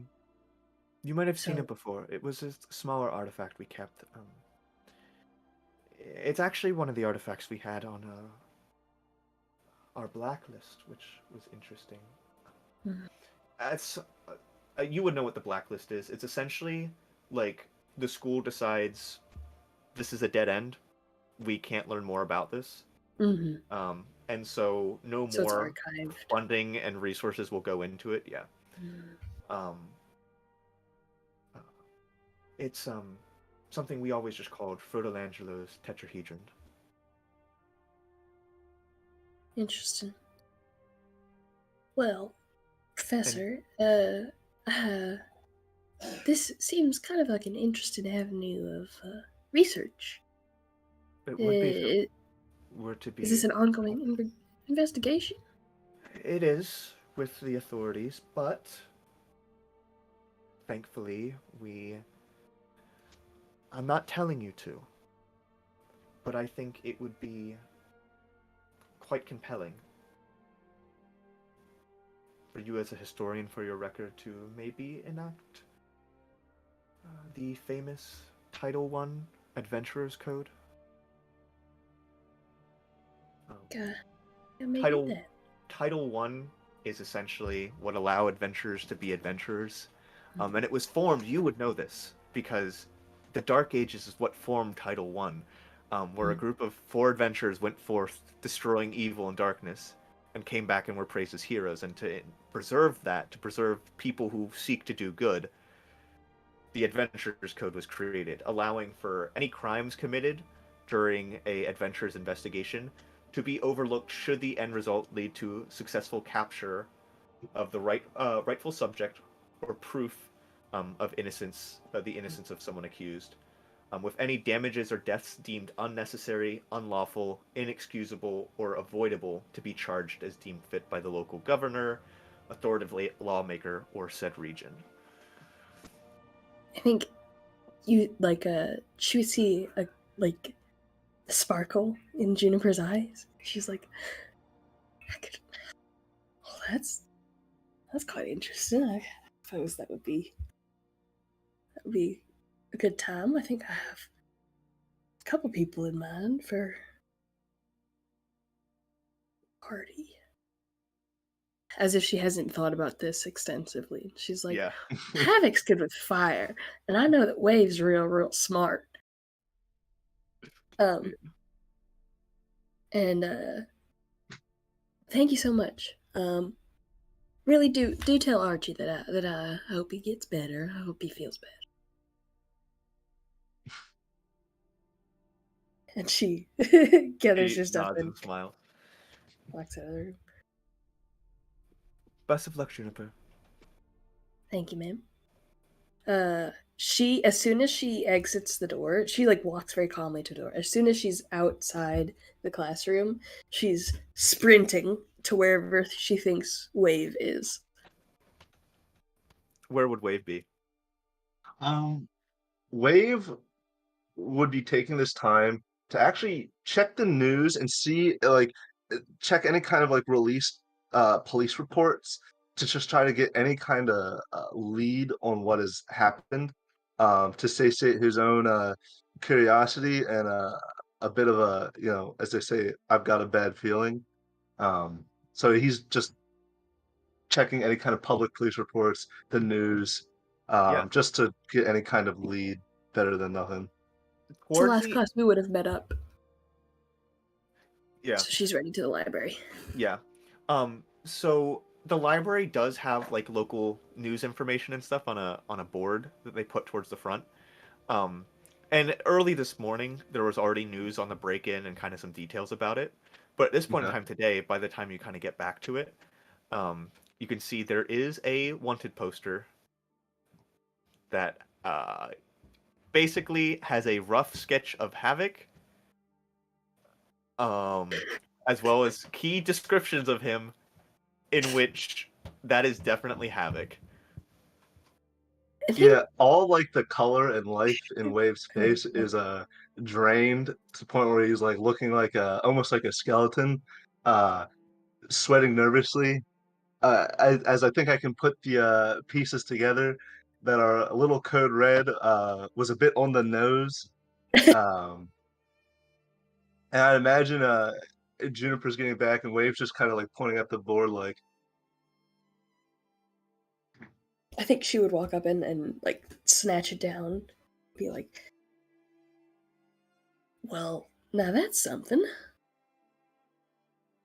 yeah, this sounds like the worst case scenario. You don't think he did it, did you? Did you?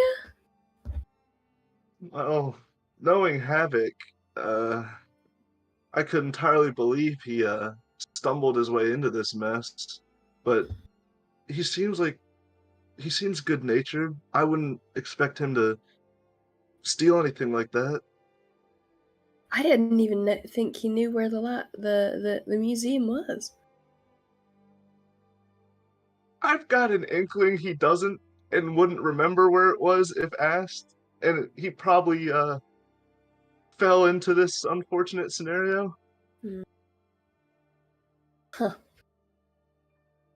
Hmm. Well, that's very strange. Two people who never miss are now missing, and so Someone is else? an artifact. Yeah, the assistant for Professor Gondola's class is missing today, and he's never missed a day. I know, because I've never missed a day. I guess are you saying he might be on the list of perpetrators? He's kind of a goody two shoes. I don't know if he has the guts in him to take something like this, but he knows. He knows where it is. Well, it couldn't hurt to stop by and ask some questions. I mean, our best lead right now is an unflattering drawing of our friend in peril. Yeah, I think Juniper's gonna like crumple it up and throw it away or something. Any Okay. other ones that she sees, she's also like, it's like that don't Yeah. need to be there. Wade never stops her, but every time she crumples up a paper, he kind of reaches his hand out like, wait, that's school property. Juniper's like, I'm a senior here. I don't give a shit. He's never going to speak out or like confront Juniper about it. He's just going to be like, Yeah. You make your way down the halls, kind of moving towards the archives and like the public museum. Yeah. As you make your way there, this is actually Professor Gondola's office is like right around the corner. History department's same general area. So as you make your way here, you can see it's locked up tight, and you can see there is some yellow ribbon kind of tying off doors, and you can definitely see there's shattered glass out throughout the room. Wow. And you do look through, and you actually see the professor kind of in the back. She seems to be like trying to like look at like a. She has a bunch of stuff laid out on a table and is like looking at it, carefully inspecting. She looks up and notices. Professor, do you need help cleaning up here? She kind of comes over, unlocks the door, and opens it up. Excuse me?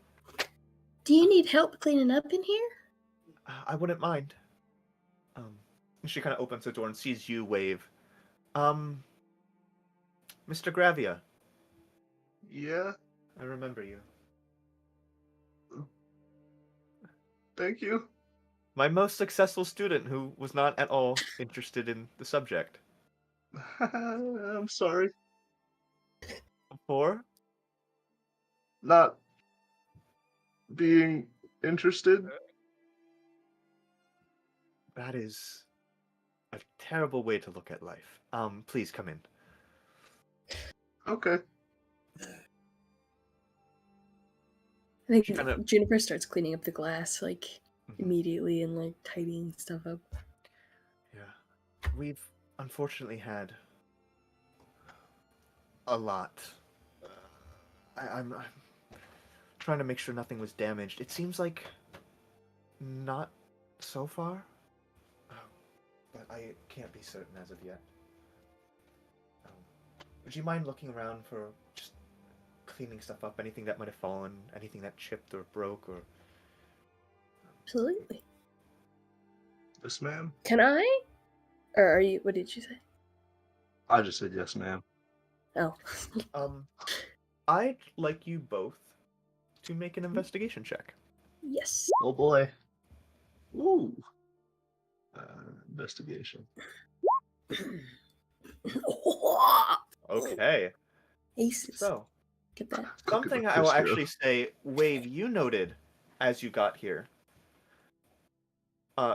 The lock for the door here, untouched, so no forced entry. The fact that it was still working when she came over was like a thing that you immediately kind of deduced. But as you kind of get to the window where stuff was broken to kind of clean up the glass there, you do take note of the fact that there's like a sheet kind of covering it right now, and you can hear the wind whipping against it. There's no glass On the inside. on the There's- inside. Oh. So it looks like may it's been blown out. Interesting. Like somebody Okay. broke it from the inside to make it Mhm. seem like they were being broken into. But didn't consider. The direction of the glass. Wave will like I guess back and forth Professor Gondola and be like, is this room normally locked off, or can any student really gain entry to this room? I've got Um, one guess. This room is. There's only 2 keys. Well, 2 that I keep. Then there's the janitor. There's me, the janitor, and then Archibald. But it's locked tight. Bingo was his name. I'm sorry. Nothing.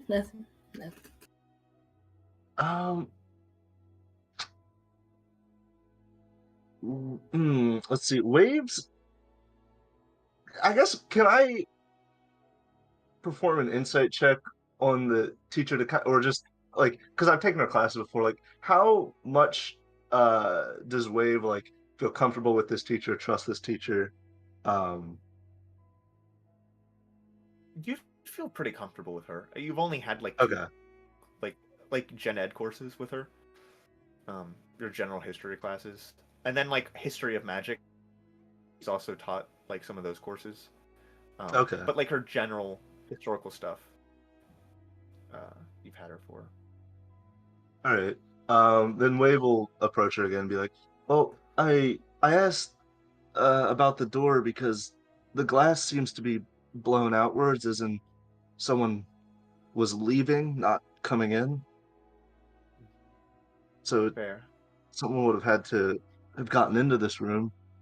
I mean, I guess if someone was really clever, they could have threw all the glass outside, but it doesn't look that way, at least. That's fair. So we could be dealing with a few things. Either what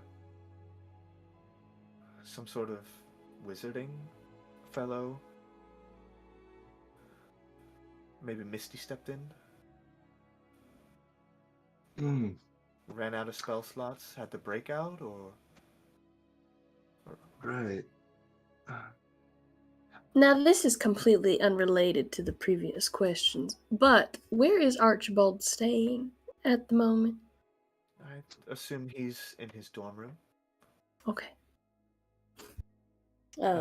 Juniper's gonna very You don't think like Archibald had anything? no. I was just gonna tell him, give him my notes from the lecture today, so that he can stay up to date. I know his note taking is really important to him. Make a deception check.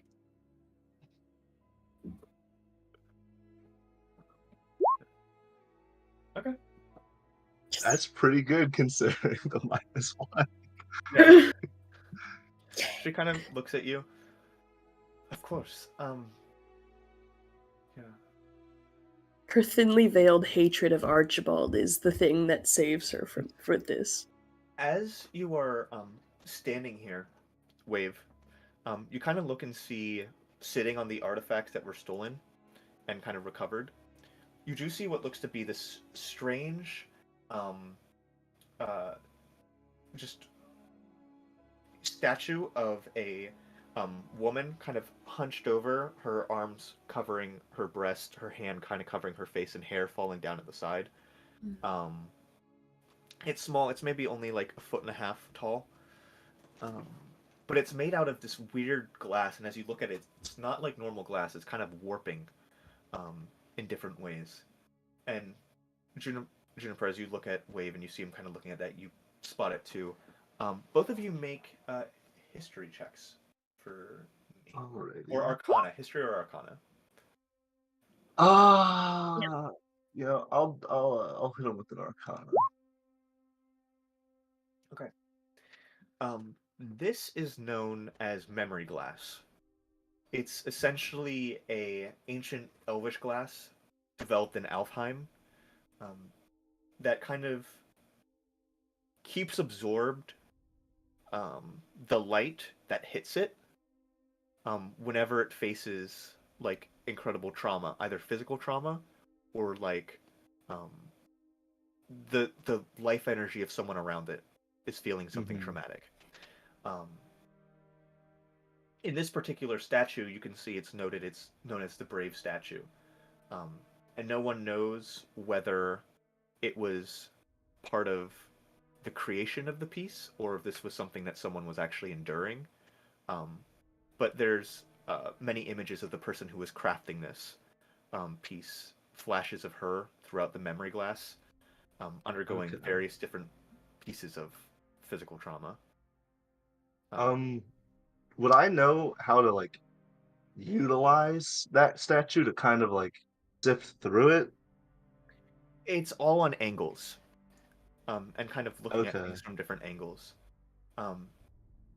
Make an investigation check.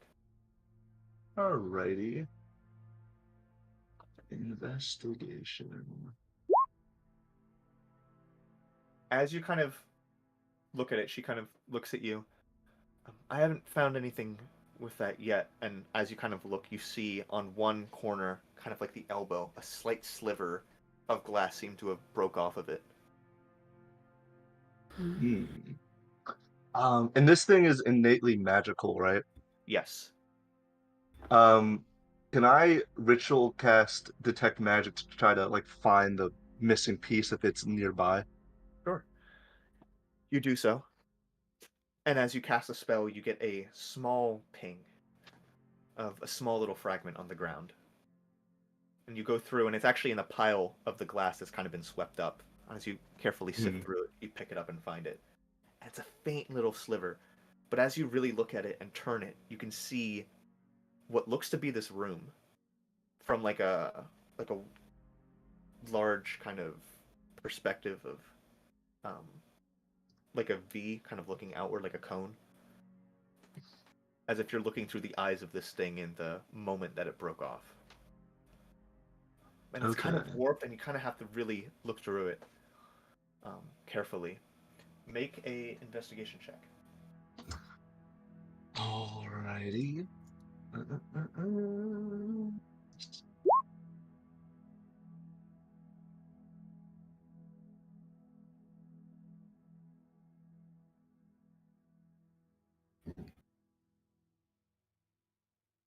16. You catch a flash of short, dark-colored hair and a individual wearing what looks to be a brown leather jacket. They seem to have brown eyes and a like a grayish tan undershirt. But you also see a sliver in the background of someone wearing a dark yellow cloak.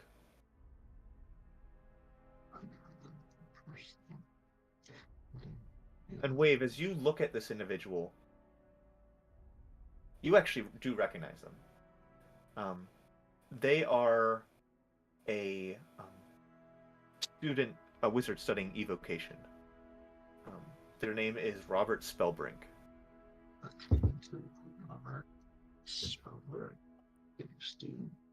Studying education. Okay. Um. Upon seeing that, um, Wave would like check his with whatever time he has left on detect magic to see if there's any kind of remnants of an evocation spell being cast. If he can even pick up on any of that. Not at this point, no. Okay. Maybe All within a few right. moments of it happening, but this has been Right. Right. like a full day. Now the person in the brown leather jacket, um, like, did they?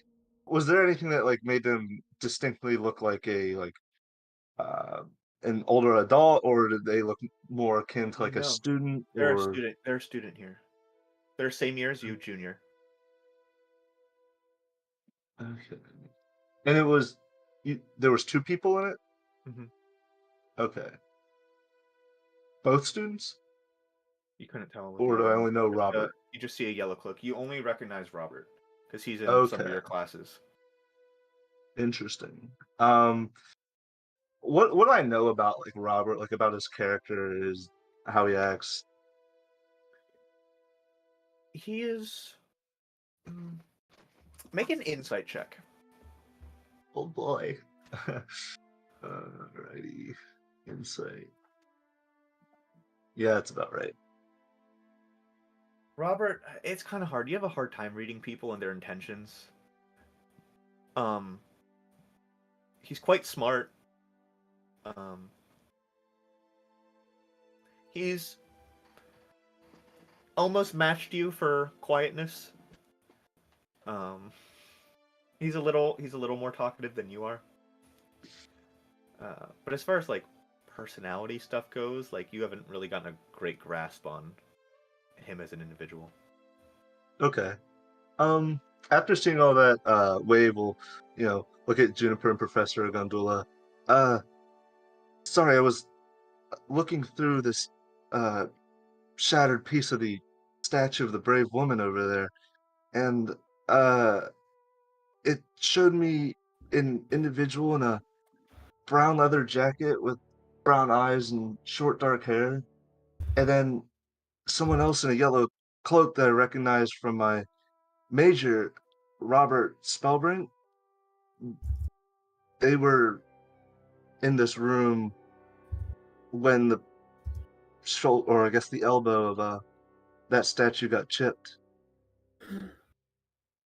Robert. Do I know him? Make a history check. Might know him better than me. That's an 8. Nah. You don't No. know him, but as you kind of take the piece and you look at it, you do recognize him. Hmm. You've seen him with Archibald. You're pretty sure they might be roommates. And they were roommates. They were roommates. Oh my god. Okay. But as you're doing this, also make an investigation check as you're kind of looking at this. Juniper's already set, and she knows what she thinks. Ooh. 19. You see Archibald already in done for. you see in the background, where there's a yellow cloaked figure. Mm-hmm. You see just the corner of a bag with a shoulder strap to have like a yellow strap down the center, which you would know is the bag that Professor Angela Gondula is constantly carrying around. It's like her personal, like, bag of holding. Ah, interesting. Does she have it with her now? She does, yeah. Okay. Interesting. As you kind of take it, she'll take it from you and also look. I hope she doesn't see what I see. Wow. Yeah, no, I got a nat 20. She does. She kind of looks at it, and you can see she's kind of has this look where she's taken aback. Professor, did you see what I saw? I did. Does anybody else have access to your bag? No, but I have 2 of them. One from me and my assistant. Oh, I see. She's barely concealing the glee that she's about to knock out her competition in this class because he's involved in a heist. She's like, well, that's a shame. That is quite a shame. Make a performance check. 14. Ooh. Still take those. It's like, oh, that is just. Do you think that somebody could have stolen it from Archie? No. All right. I think it was Archie. So we're on the same page. He's grown increasingly ambitious. I've been trying to be a good mentor. I've seen so much potential for him. That's why I took him over you for my candidate as my personal assistant. I knew you didn't need the ego boost, Appreciate but I knew that if I could get close to him, I could maybe guide him in the right direction.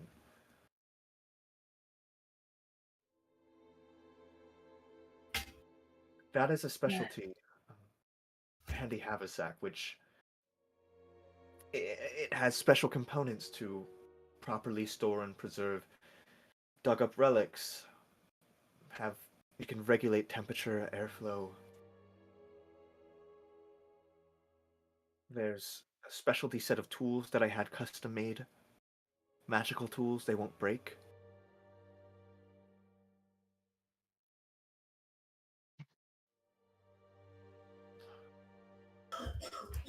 Well, It's an archaeologist's dream. One of the best gifts I could give someone in this field. she looks a little miffed, Brings but it she's... to a crime scene.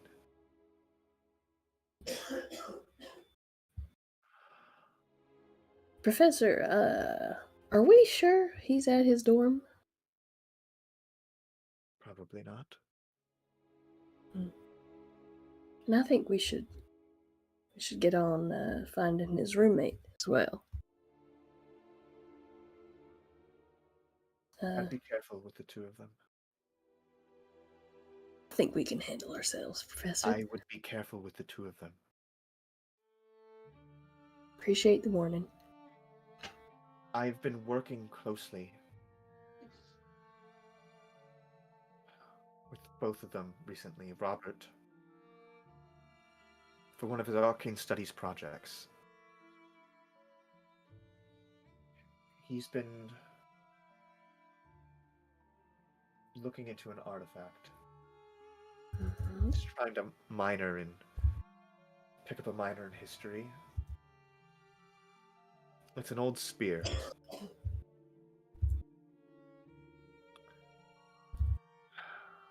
And I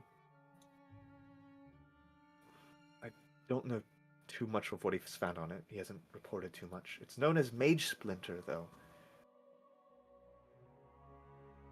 Mage. It's meant to take down wizards. Now, he's Well, been assigned to only keep it on university premises, but I think we're at the point where we can't rely on that anymore. yes. I don't know if he's learned how to use it to its full potential, but I will warn you that if they are going so far as to steal an object, I have no idea what significance it would want. I don't know why they would want it. And it's blacklisted. I have no idea why they'd even need it. It's concerning. But, yes. There's a good chance that this wasn't done on their own. Think they were cursed? Potentially. I don't know why else they would go for that artifact. When there's so many more things here that are priceless or powerful. Wave. Do you know anything about anti-mage spells? I know you're one of them wizarding types. I just wanted to know. Well, as far as something in, my realm of capability, there's nothing too strong. I guess if Robert was a bit ahead of me in his arcane studies, he might be capable for dispelling magic or preventing others from performing magic. But any other big anti-wizard, spell is for much more powerful arcane casters. I can only imagine if he's going after a mage splinter that he's expecting some kind of pushback in the arcane field.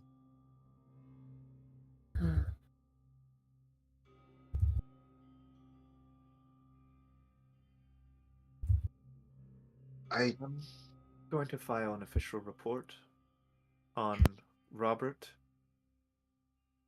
and on Archibald. You and me need to find Havoc so we can invoke our Title I rights. The Tiefling. No. Another Havoc. we- Someone different. yeah, he goes to the school. Mm-hmm. Oh, he doesn't go to the school. No, he's here. I see him every day. He has perfect attendance. Except for today. No, he's here today. Havoc is a charismatic individual who some of the staff here have come to like and tolerate. It was decided at our last board of directors meeting that we let him stay here. He seems like he's struggling. Wait, so he's not a student here? No. But most of the staff is already aware of it. Well, I guess this is one place to get lunch. He was seen last night fleeing this crime scene, but from what I can You see don't here, he say. wasn't present.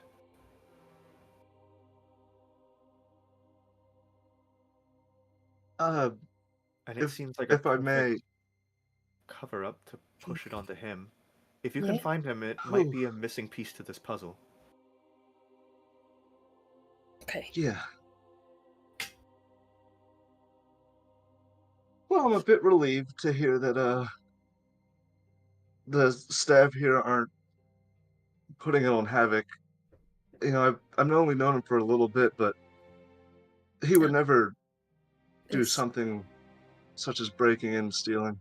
It's the authorities who are on Havoc. We as an institution, we had a meeting, an emergency meeting this morning. We all believe there's something more going on. It doesn't really seem to be his style. I'm gonna tell you right now. I don't even think he knows how to get here on purpose. I'll just in his favor. I don't think he knows where the museum is. Fair. But if you do find him, tell him to turn himself in. We have more than enough evidence here to push forward with a different direction in the investigation. Now, school, I can maybe convince them to drop the charges on the property damage to the 2 windows. But he would be free if, 1, we bring in these 2, and 2, he stops running. That's good. Such a poor kid, out there frozen in the snow, probably freezing to death. Hoping he has somewhere to bunker down. I'm pretty sure he can light himself on fire. I don't think he needs to worry about the cold. Okay. This is the first I've heard of it. Well, I mean, I've just seen him do a little, like a little yeah. And she tries to like snap and do the same thing he does. She's like, yeah, he does that thing, Yeah.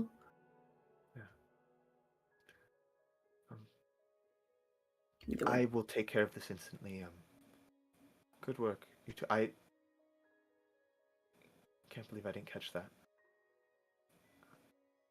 Sometimes you just need a fresh fresh pair of eyes. That's troopers. Fresh Thank you. pair. The 2 of you, sincerely. Hmm. And she takes off. Now, where would we have to go to invoke our Title 1? It's if anyone brings up, like, hey, you're being charged.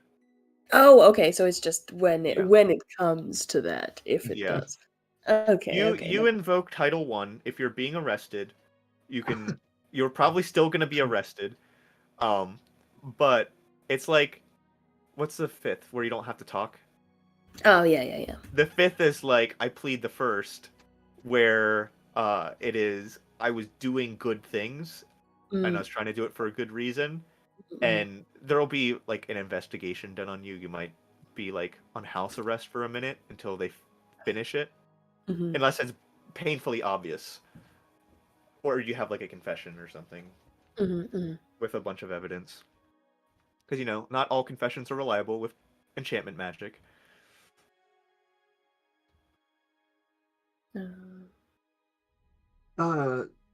Juniper, should we still stop by Robert's room before we head out to the Frozen Iron? That is a good idea. Absolutely, we should. I have a feeling there's not going to be anything in there, though. Well, I guess can't hurt to take a quick look. Let's go have a gander. The 2 of you move out through the building towards, like, the dorm halls. There's, like, 4 different like, houses on different sides of the building, which are 3 of them are referred to as different eyes. So there's the Eye of Truth, the Eye of Knowledge, and the Eye of Magic. And then the last one at the far end of the building is the Mouth of Courage, or like the 4 different sectors.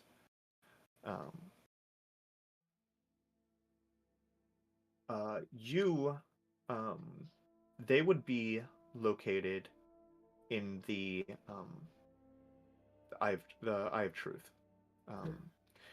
With Archibald being a senior, his roommate's a junior, and technically would be in that other house, but it seems like they got together because he declared it as a minor. So we got to switch houses there. You eventually find your way to where their dorm room is, and you find it is shut and locked. You see the little metal plate, Robert Spellbrink and Archibald Evermore, kind of on the doorframe.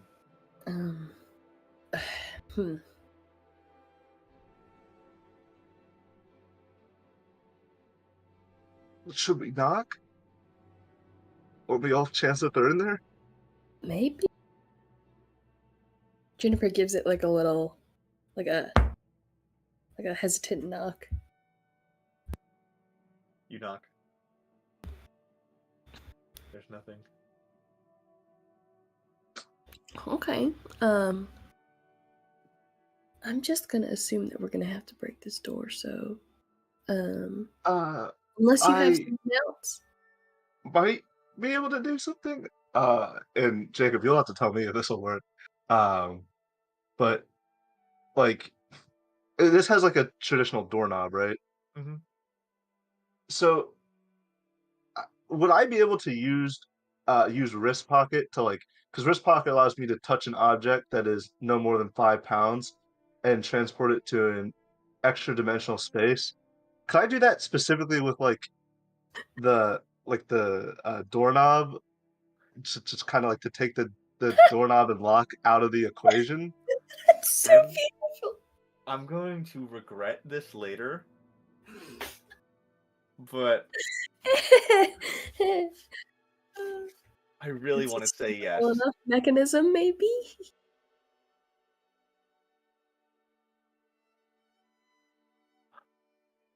Make an Arcana check. Okay. Also disembodied. Because this is a complex, like you are trying to define the edges Right. when it's kind of with something else. 14.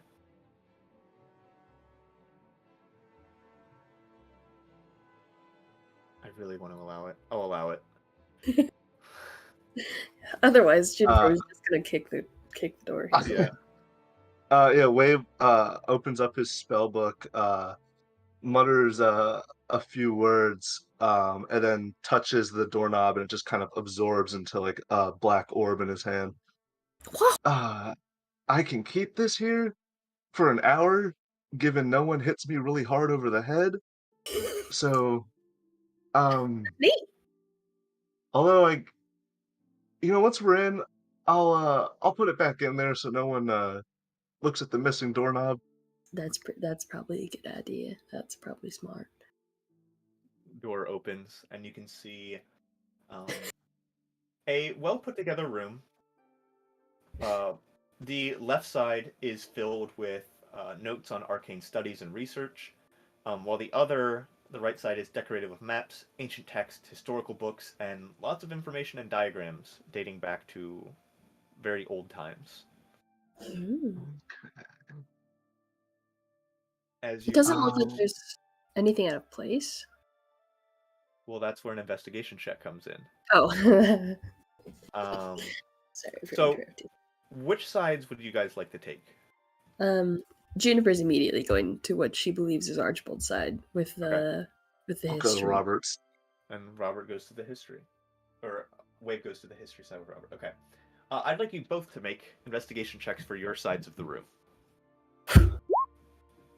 And only because I know that Robert is, a studying wizard. After done like physically investigating, I would like to ritual cast detect magic to see if he's left any kind of arcane objects in his room, knowing he's a wizard. Ooh, Yikers. Hey. You see immediately what looks to be a large empty case made for an especially long spear sits on the bed open.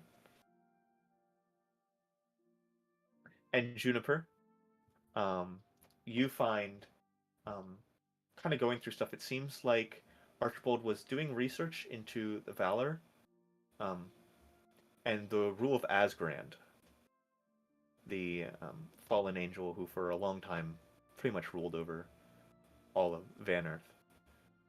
Um, his research seems to have gotten into a lot more radical subjects, delving into pro-Valar sources that kind of paint Asgrand and a lot of the fallen angels into a very positive light. Mm-hmm. And you find kind of sitting out what looks to be a manifesto of an extremist group known as Sightings of the Forever King. That's all I needed to know. Make Do a history I? check. Yeah, I was about to say. 17. The Sightings of the Forever King are an organization, really a cult, which basically worship the fallen angel Asgrand, declare him the rightful ruler, um, and say that he will rise up from the ashes to replace the creator. And they believe that a war is coming.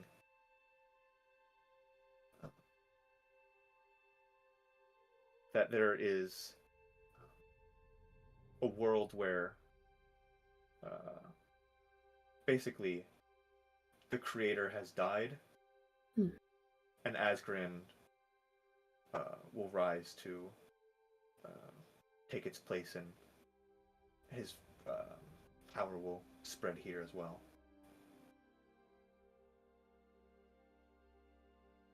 Well, that's disturbing. A little bit. I think Juniper would kind of like shove that in her bag, and she'd probably bring it up with Professor Gondula later.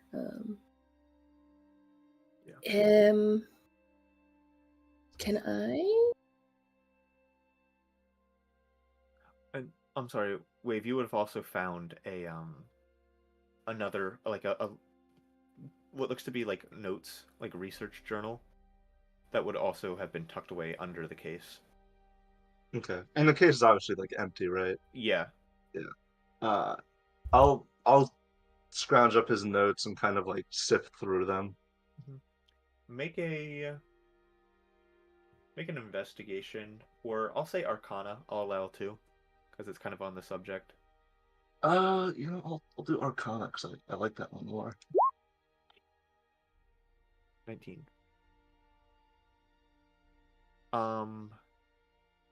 As you kind of look through, you start to paint a picture as to what this thing is based on Robert's findings, if they are true. Mm-hmm. It seems that Mage Splinter is an ancient arcane weapon designed to help combat mages and destroy their spells. According to Spellbring's research, he believes that it was crafted especially for the evil knight known as Mordred, meaning that the spear dates back to the foundations of when magic entered the world. You would know, being a history buff, that history is said to have started with man. It was a gift given to a single wizard known as Merlin, and he gave that magic out to select people in order to preserve it. It was a tool meant for humans to fight off against all the other creatures of the world. And the story goes that Mordred released the secrets of magic, tore down the kingdom of Camelot, and released magic to all. Some see him as a liberator, some see him as wicked. Okay. Hmm. Looking at this, it doesn't necessarily look old, but magical artifacts can Yeah. be deceiving. Yeah. Uh, I guess Wade will look at Juniper. Uh, that manifesto you found wouldn't have any connections to the myth of Mordred? Do I know if Asgran is related to Court? Make a history check.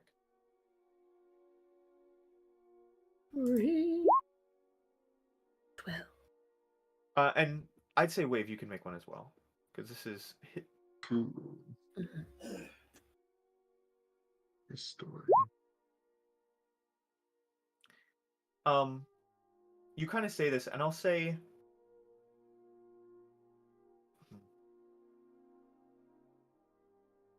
you say this, and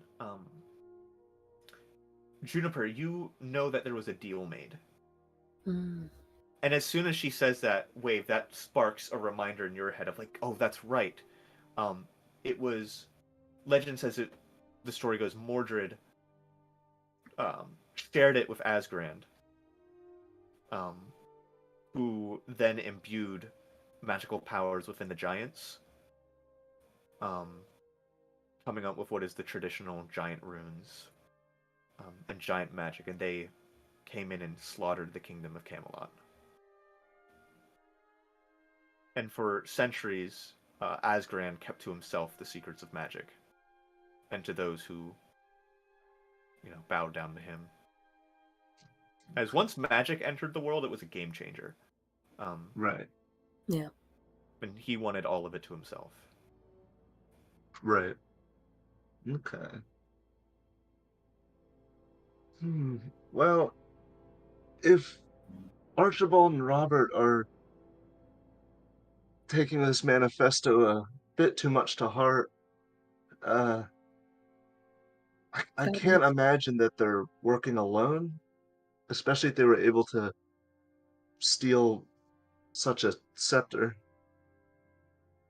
Hmm. it's gotta be. I mean, I find it weird that they were able to pull off such a stunt in a university where, you know, we're Do you filled think? with like an excellent staff and guard. It just feels weird that they'd be able to get in there, and it be entirely unknown to the faculty.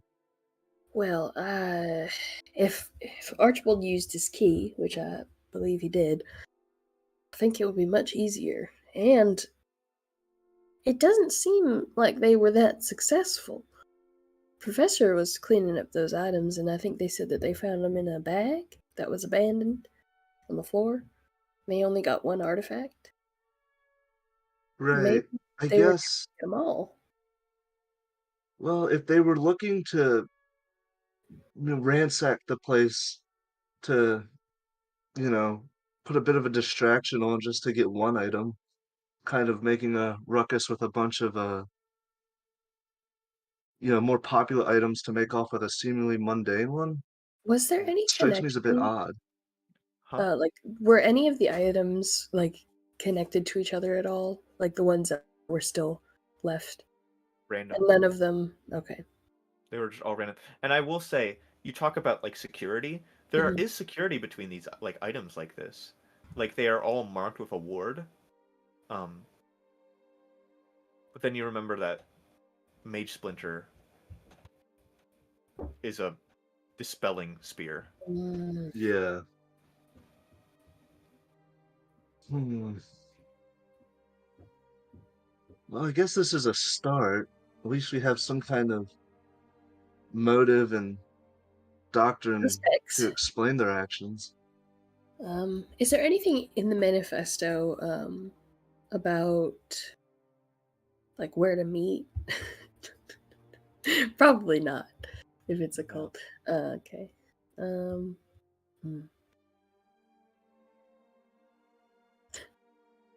I mean, like under the pale moon on a Thursday. in the park. I don't know. Baskin Robbins. We're gonna get 32 flavors. Seth, I hate That's the the fact that you're muted for everyone else and not for us. Oh. So when I said disembodied Seth voice earlier, it didn't make any sense. Never mind.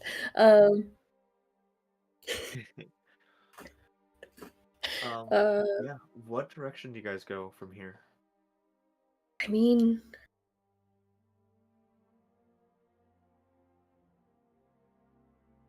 is there's definitely like a shadier part of town, right? Dark Sprawl.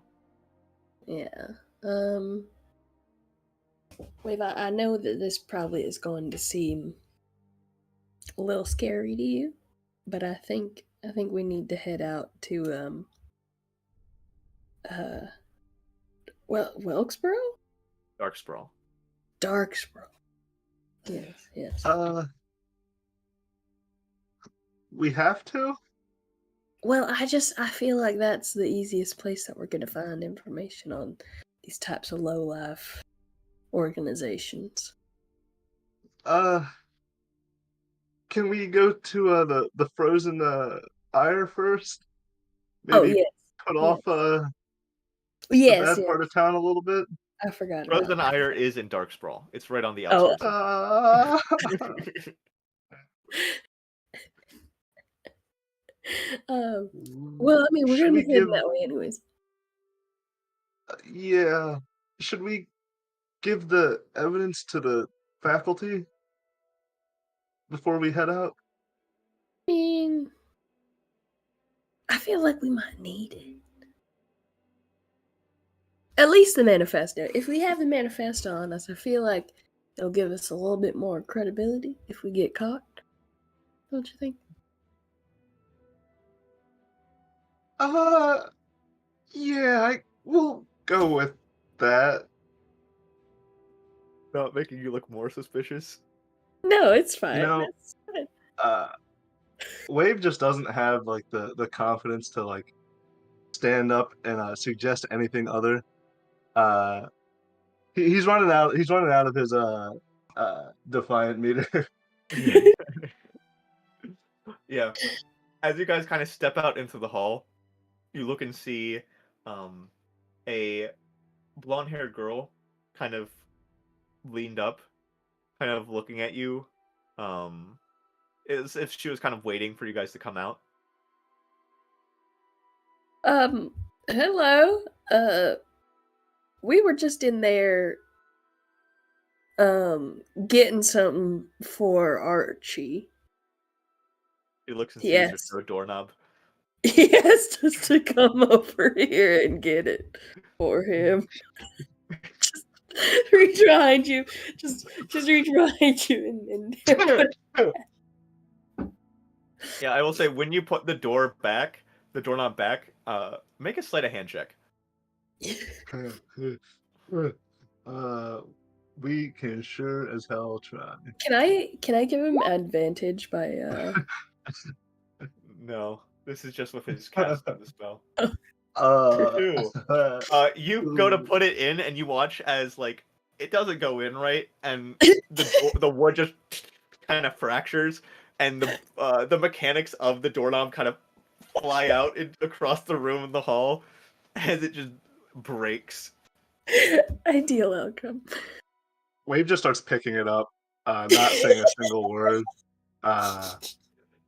Again, the life leaving his face as he's picking up the scraps. So you broke in.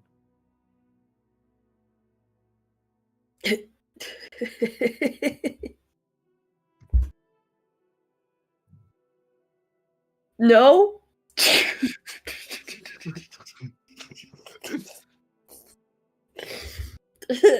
No, look. You're looking for them? Yes. Do you know where they are? Maybe. I've seen them going out to the old sanctuary.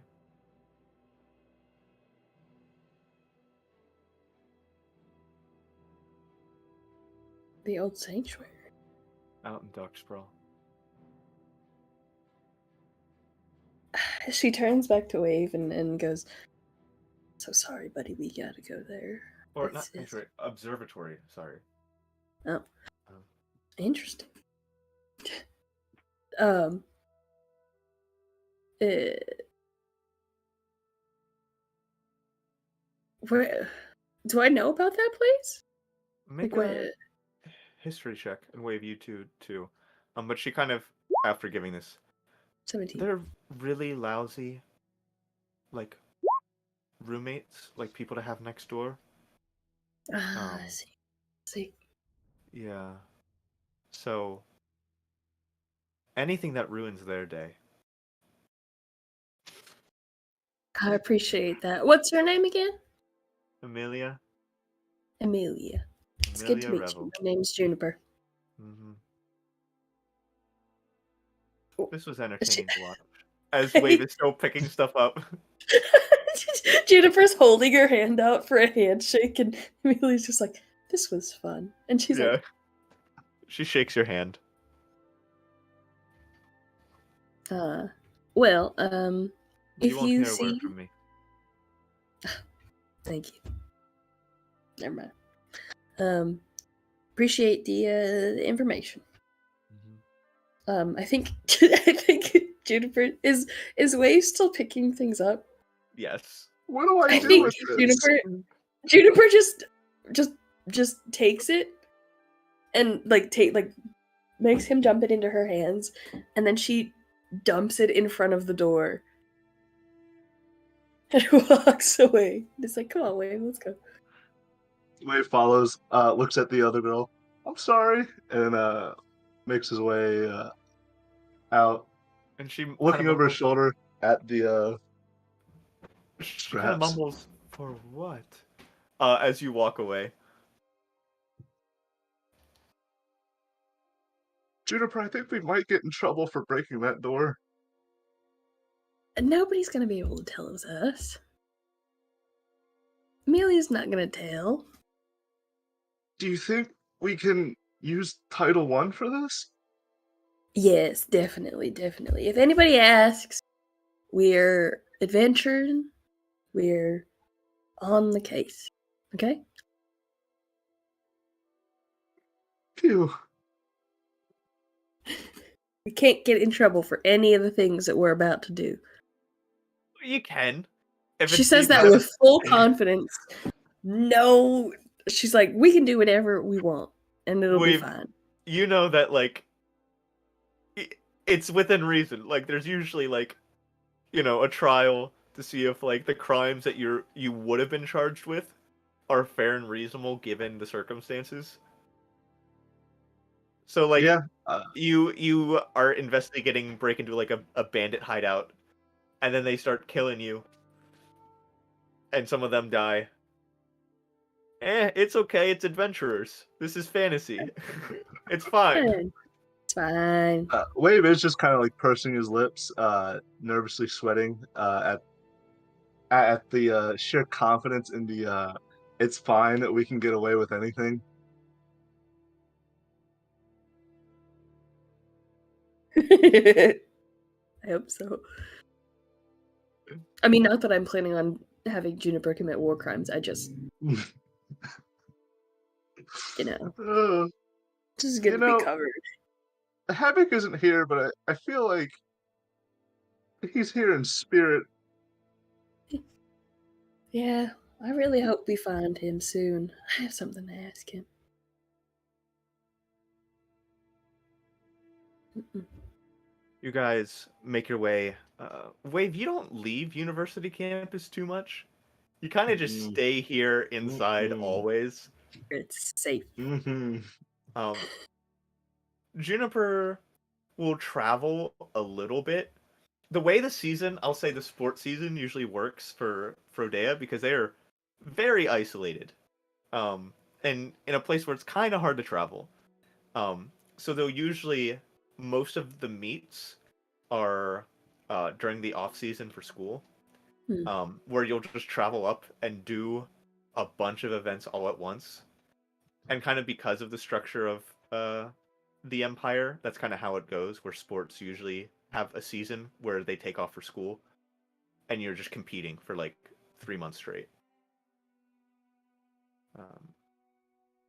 And it's like a different host city every year or whatnot.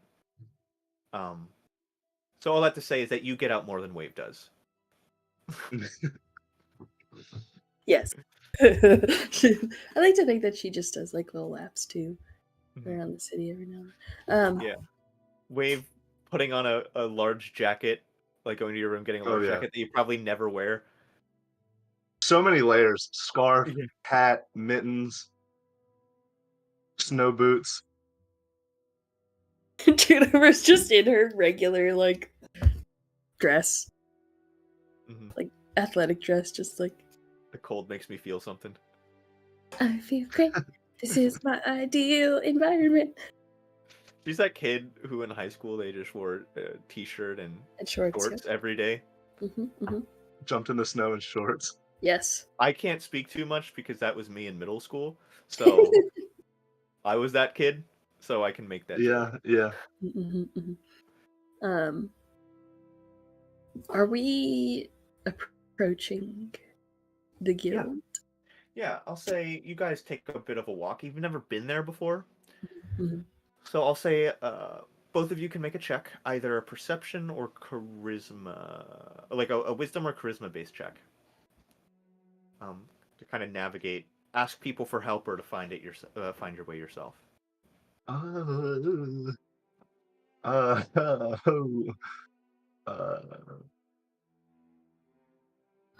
I guess persuasion would be like asking people.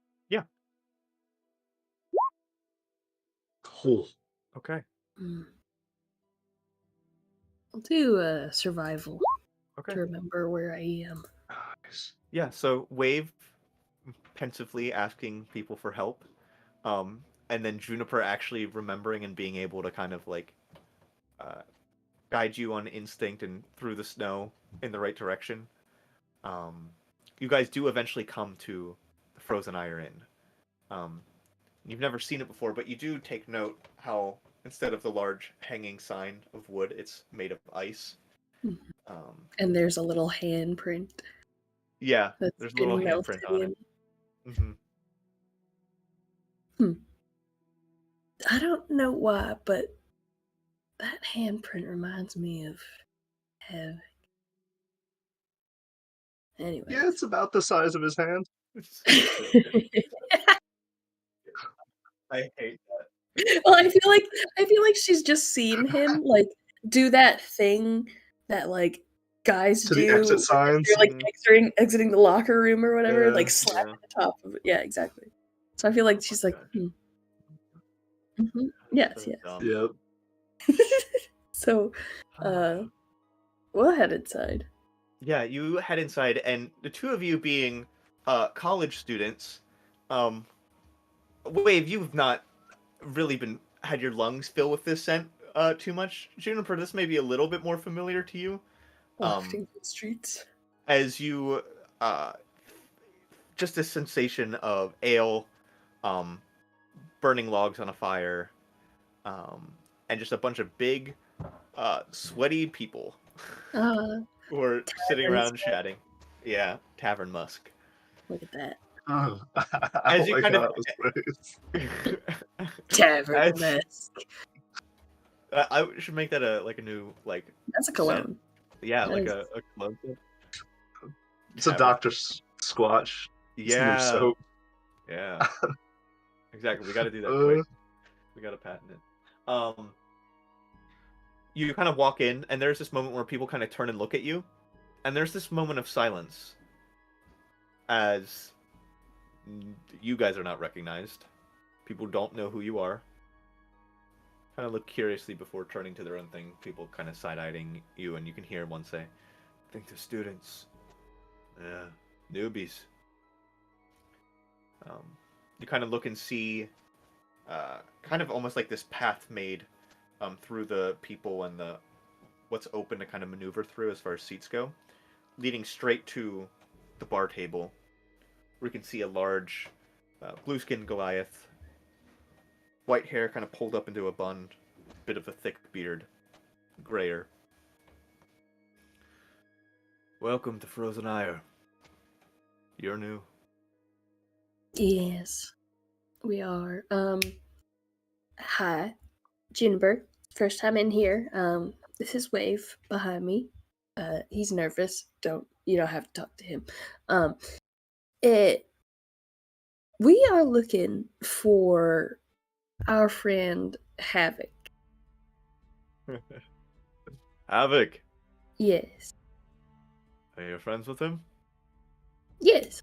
I believe so. Wait, He Wave? kind Are of you? turns back behind him, and you can see like a listing board of like quest, and he slams it down on the table, and you can see a wanted poster with a 250 gold piece bounty on Havoc's head. Well, see, we're not interested in the bounty. There is something much larger, a bigger threat to the community. And I know that you, as the guildkeeper of this here Frozen Hour, that you care about the community. Because I've seen you sending Havoc out to snow flame the streets. You know, I've seen it. I think there is a big threat to this community. I think Havoc is central to stopping that threat. Can I tell you the one thing Havoc's good for? Shoveling streets. Well, he also Clearing brings sidewalks. creatine, so there's two things that he's good for. Havoc is good for one thing. Too. Once he learns to counter that, then he can get two things that he's good at. That's not true.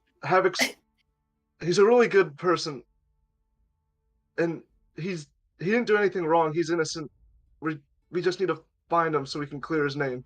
Innocent now. The pipsqueak talks. All right.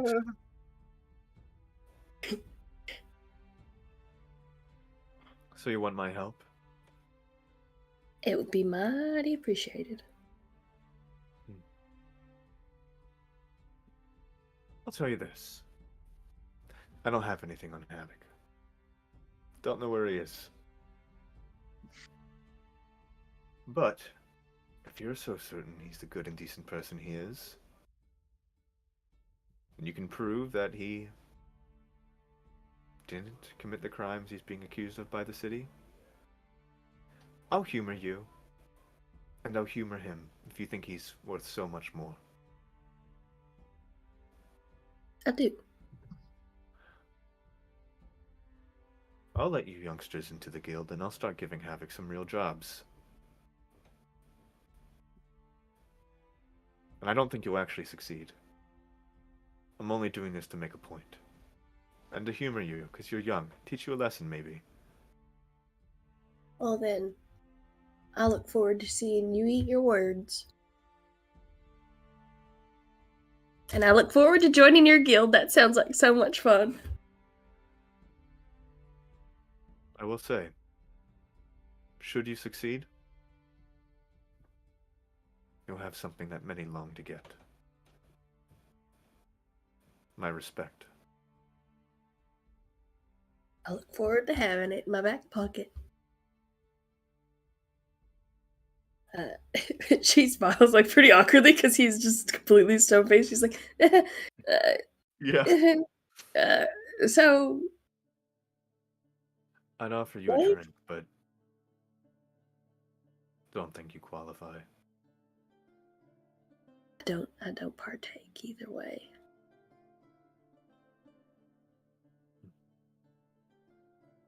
Get out. Wave. Guild Okay, member. never mind. Okay, goodbye. I was gonna say, Wave, did you have any other questions for him? But I don't think he's accepting questions at this moment. I don't think I want to talk to that man anymore. Okay, let's leave. Let's get out of here. You kind of turn back and he's just staring you down. It was good to Wade meet doesn't you. even look back. He just feels the eyes in the back of his head and is like, What was that guy's name again?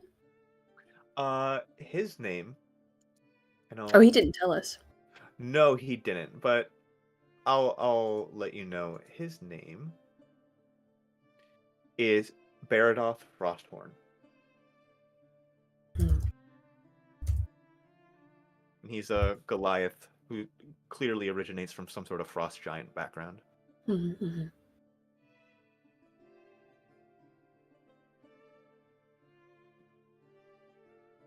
Make your way once again out into the snow. Wave, you're all bundled and warm, but still, like, you can feel like the brim of your nose and your your eyelashes, like, once again being introduced to the snow. You swear they're gonna freeze shut. um, the the observatory that was mentioned earlier, is that like a stargazing observatory, or is it just like a Yeah. okay? Did I have you make a history check for that? I did, yeah. Yeah, I I think think Juniper did. What did you get on that? I believe. I think that was the most recent one. I think it was a 17. Okay. Either that or a 12. All right. Sorry, I completely forgot about. No, I also forgot. So it's known as Dark Moon Sanctuary. Um, and you would know that it is an observatory that hasn't been used for so long. We're talking decades. Um, you would know that the Goldbrim family, which is like a fairly rich, noble family in the town, that owns a lot of property, owns the historical site. And you know that the local historical society is trying hard to get it into their possession to revive it. That's about what you know. Hmm. But it's pretty much like they don't touch it. It's one of those things where they own the property, but they don't care to They do just anything let with it. it. Mm-hmm. Yeah. So, like a lot of things in Dark Sprawl, stuff that no one's in and it just lays vacant, someone takes up in it, squatting or. Yeah. Well, Okay. I guess while we're here, I wouldn't mind checking out an observatory if that's next on the list. I think that was the next stop. Let's head over there. Where is it? Mm-hmm. Further in Dark Sprawl. As you Yes. make your way there, you begin to see it out in the distance. Um, it's a two-story building. The first story just has some windows along the outside, and then the second story has this massive dome off the top of it, where the large telescope would be kept.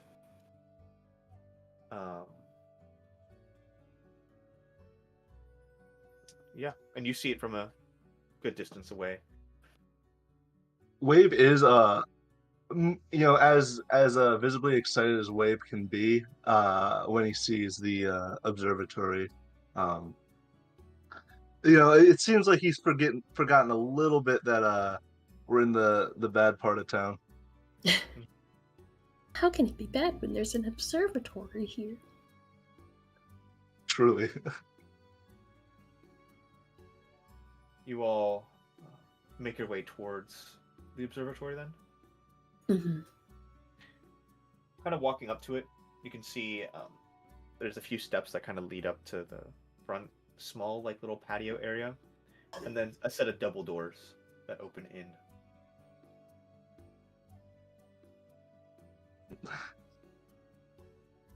I hope It these doesn't ones are look like. unlocked. Yeah, does it look like somebody has entered through here recently? Make an investigation check.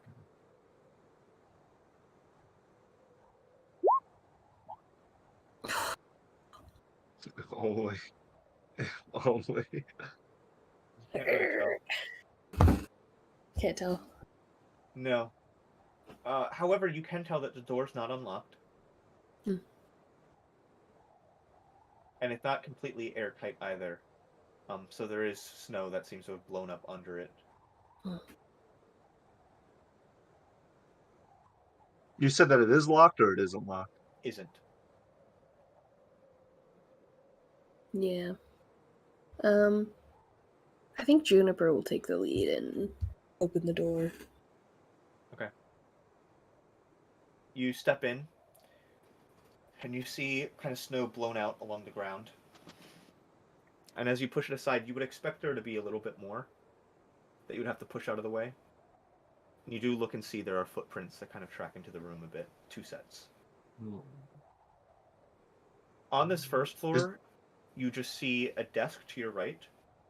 To the left, what looks to be a shelf.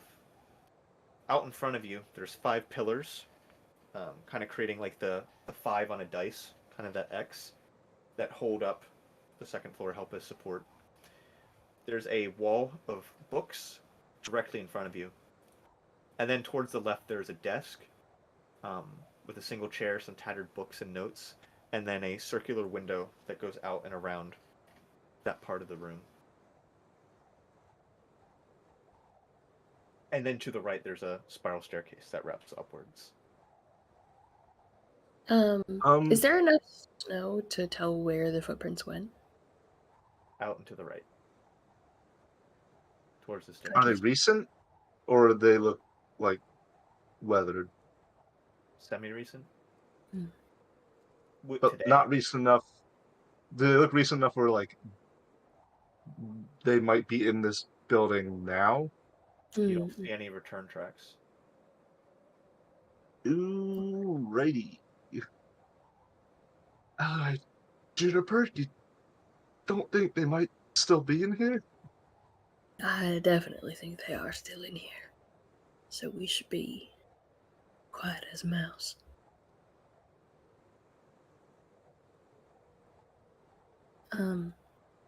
Is nothing else looks like it was disturbed? Like, is there still dust on everything else? Yeah, pretty much. Okay.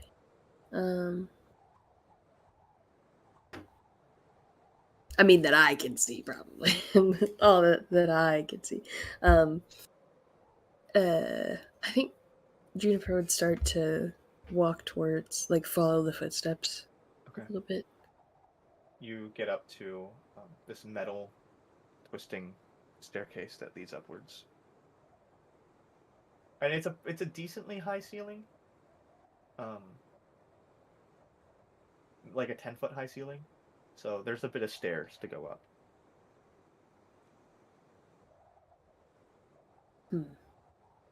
Make a perception check.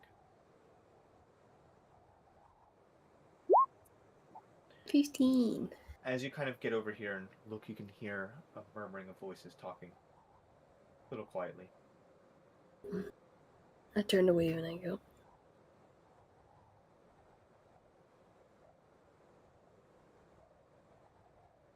We can't. You're whispering too quietly for your mic.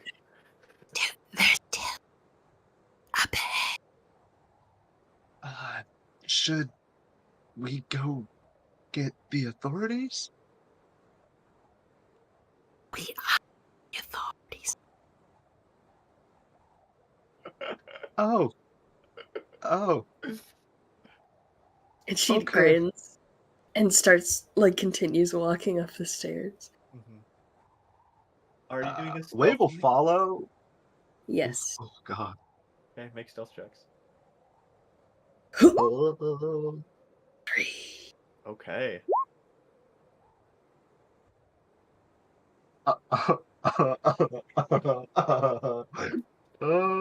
So what does that put us at an average? 27 halved to 13. Let me check their passives. Yikes.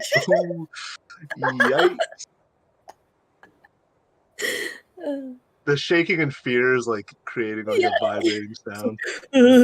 He's just so scared. You can hear his wave is kind of walking up. His foot slips once. But it's not super loud. It's like a quick, like a light little squeak on the metal stair. Wave freaking out, and you stand silent for a second, and you can tell that they haven't changed. Their voices still seem to be talking at the same pitch. Okay. Don't seem to have been alerted. As you kind of continue up the stairs, and Juniper, you kind of look up and over as you're getting up to the edge of the spiral staircase. You can see two individuals sitting on um, two chairs, kind of sitting across from each other. They're covered in like a white tarp, like a white piece of fabric, as are like a lot of the other things in this room. But you see the dark-haired individual who you don't personally recognize, but recognize from the shard. And then you see Archibald, um, slender, blonde, good-looking, kind of sitting there, and you can see the dark-haired individual has sitting in his lap, which he's like doing that thing where you're like vibrating your foot, kind of pensively. He has that spear, Mage Splinter.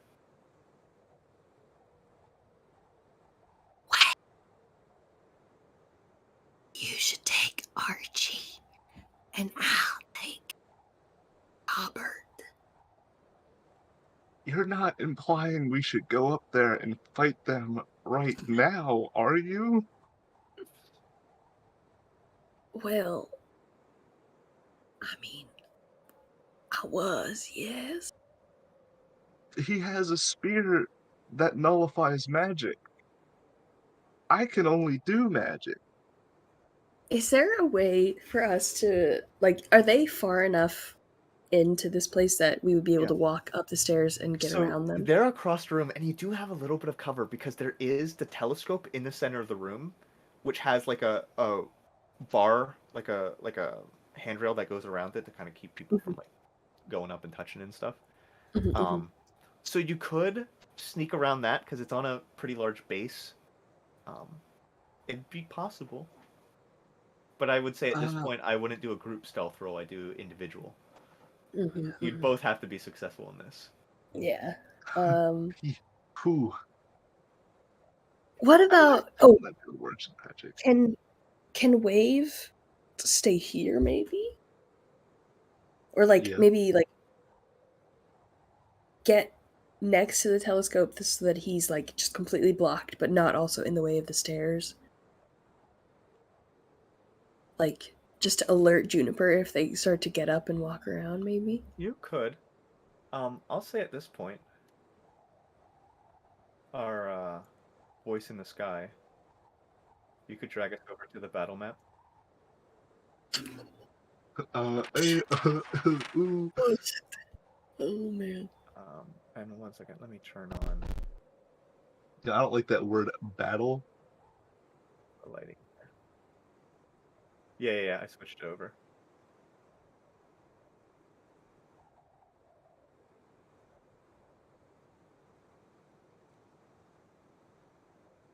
Can you guys both see? Yeah. Yeah, I'll bring the camera on. Oh, there we are. I see. There we are. Okie And I will move it. dokie. Oakley dokley.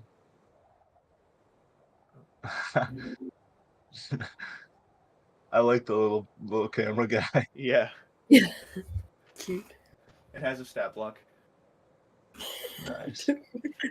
What's its AC? 30. It's got plot armor.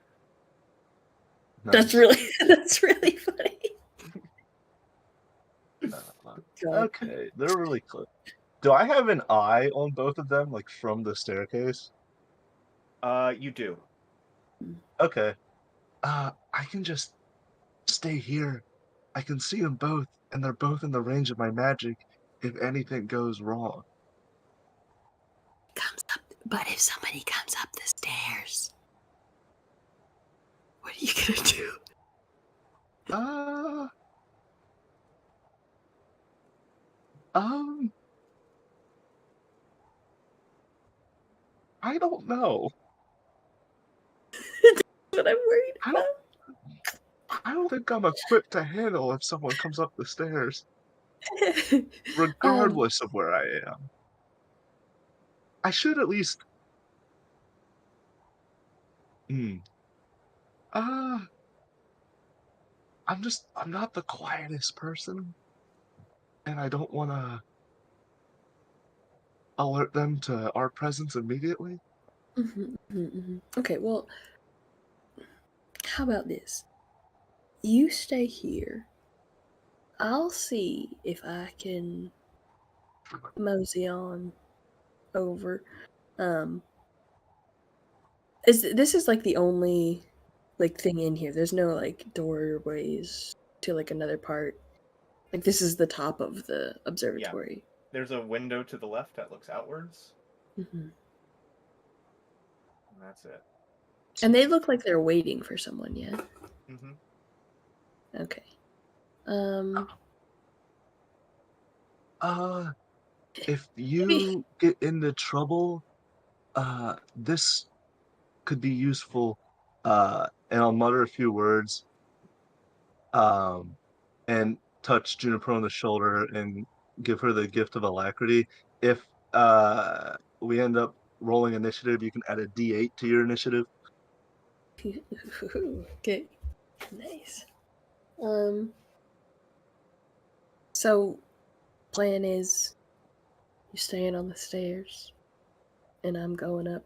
Maybe we should just both get up there and like hide and like wait for the person that they're waiting for. Are they waiting for someone? It seems like they are. Um, can I try and like listen in a little bit and try to uh see if I can get a gauge on what they're doing up here, or if there was anything in Robert's notes about what they would be doing up here. Mm. In his Mhm. notes, there weren't really anything about what they would be doing up here because that was more of a research journal than Right. like a diary per se. Okay. But as you kind of listen in, they seem to be talking quietly, and Archibald's kind of saying, "Look, even if they find out what happened at school, it doesn't matter once we get their trust, okay? We've already looked at everything. There's a direction we're moving in. Let's be confident with it." You're right. No, you're right. You're right. We get to stay in the school. That's just a bonus. Exactly. Look, the dumbass tiefling, right? He's serving his purpose right now. Soon, we'll be out of the thick of it.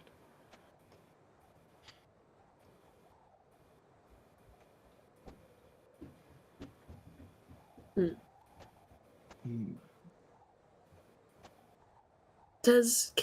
Can we see the Frodo artifact anywhere? Um, Or the staff. The it seems to Yeah. scepter. be, yeah, the scepter's sitting on the one guy's leg, and then the spear is actually sitting on the table, um, right here. Okay. Um. hmm.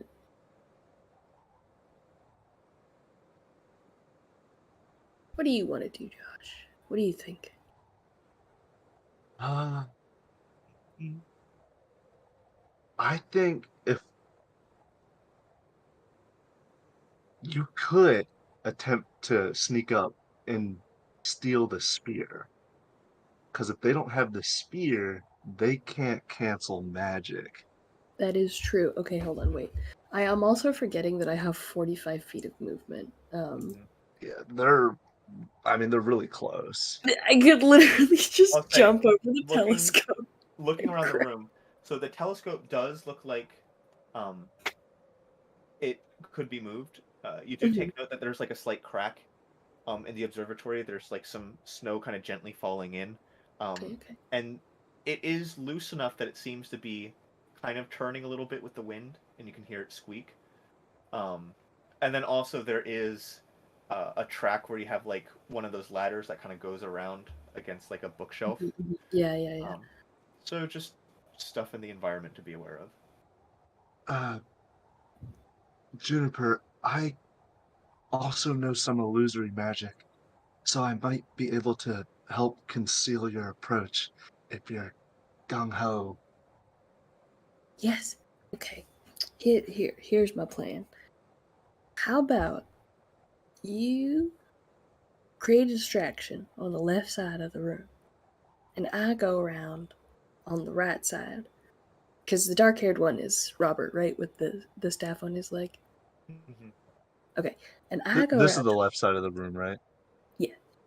Okay. Cool. You make a distraction there. Maybe you mess up the telescope or mess with the papers or something over there. I don't know. Maybe open the window. That would be pretty cool. I have a good idea for that. And I'll go around the other way. And I'll run real fast. And I'll just yank it. And I'll get out.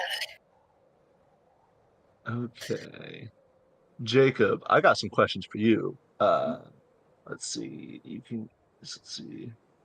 Um, so my thought was I would use silent image on the window to craft an image of a bird uh slamming into a window and then using the cantrip uh prestidigitation to make like the loud thump sound because silent image is silent Mhm. Mhm. and kind of time that with Juniper's stealth around the other side because they seem to be pretty uptight about whatever they're doing. So my thought process is if something slams into the window, even if it's just a bird, that could be enough to like surprise them enough to dull their senses. Okay. Mhm. Yeah, I will allow you to do that. Make a deception check, and then I will have Oh Juniper boy. make a stealth check. Uh, I think our so can you? priorities are getting the staff, and then if we can, Yes. the sphere. So can you blow my imaginary dice? Give me that luck. You can't do it in real life. They can see it. Wow. It worked. It worked. Wow. Wow. And Ooh. And then my Juniper stealth. stealth. Wait, Seth, can you do it too? Thank you. That's Seth magic. Beautiful. Wow. Nat 20 and dirty 20. That's pretty Yeah. good. Yeah. God, beautiful. Juniper, or first wave, you create the sound of this bird hitting the window. It echoes throughout the room. They kind of look, and at that same time, Juniper, you round the edge, come over here. He has it. He's holding it Mhm. technically. Make a contested athletics check. Okay. Basically, you're grappling it, but I'm going to give you advantage. 17. Ooh. Ooh. Okay. Okay. I don't think he has a +10, so that's going to succeed. And I As think I you can grab get it to you. and rush away, you get back there as they kind of yell out, "Hey!" And I'd like you guys to roll for initiative. That's so funny. That is objectively so funny. That I just walked over there and went yoink. Don't forget to add a D8 to your initiative now. Uh-huh. 23 Ooh. Yeah. Okay. That's good. plus 6. 29. Okay. The highest initiative I've ever That rolled. is, in yeah, my that's entire crazy. life. All right. I'm fast as fuck, boy! Yeah, This for is real. fuck, boy. You ain't never gonna catch me. Okay. Either way, they both go before wave. Yeah. Yeah. Juniper, you're up first. Can I toss the spear to Wave? You can. I'm I'd gonna say do that. like as an item interaction. Yeah. I'm gonna toss it over to him and I kind of want to go and beat Archibald's ass, just for the sake of it. So I think I'm gonna do that. Oh my god. Okay. Just gonna be like, "Oh, Archie, you done fucked up now."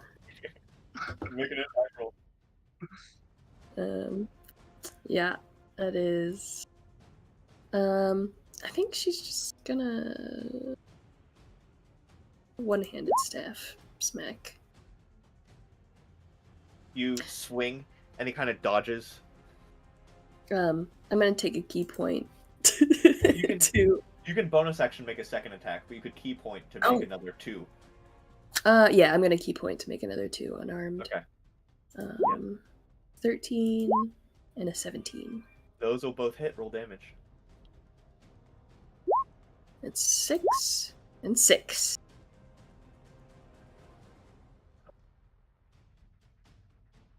Okay, so 12 damage. Yeah, you hit him twice, and you can already see, like across the face, he's kind of taken totally aback. Anything else? Action, bonus action. I'm gonna move. More movement will provoke 2 attacks of opportunity. Oh, fair, true.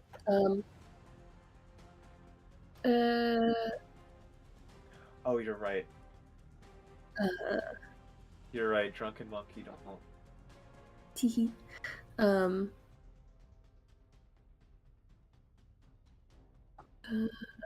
Whenever I use flurry of blows, I gain the disengage action. Okay, so neither of them actually. Never mind. Goodbye! Yeah, you can totally do that. Nice, nice.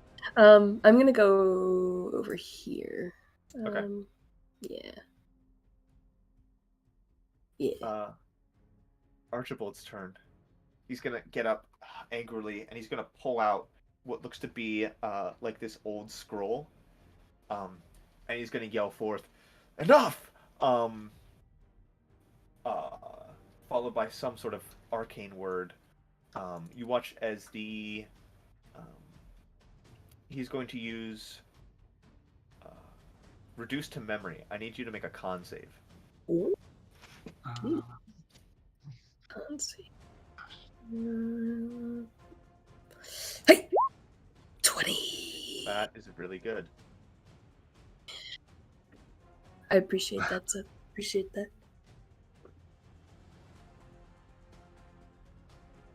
Okay, so that is would have been really bad. 28 thunder damage halved to 14. Ooh, wow. I'm in danger. And then Robert's gonna go. He does not have his spear anymore. So let me double check to see what he can do. Not Mage Splinter.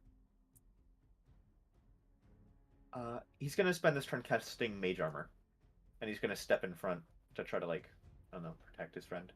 Wave, you're up. Wave will start weaving a what is it called? His magnified gravity, clasp his hands together and then point down. I need both of the 2 goobers to make a Constitution saving throw. Okay.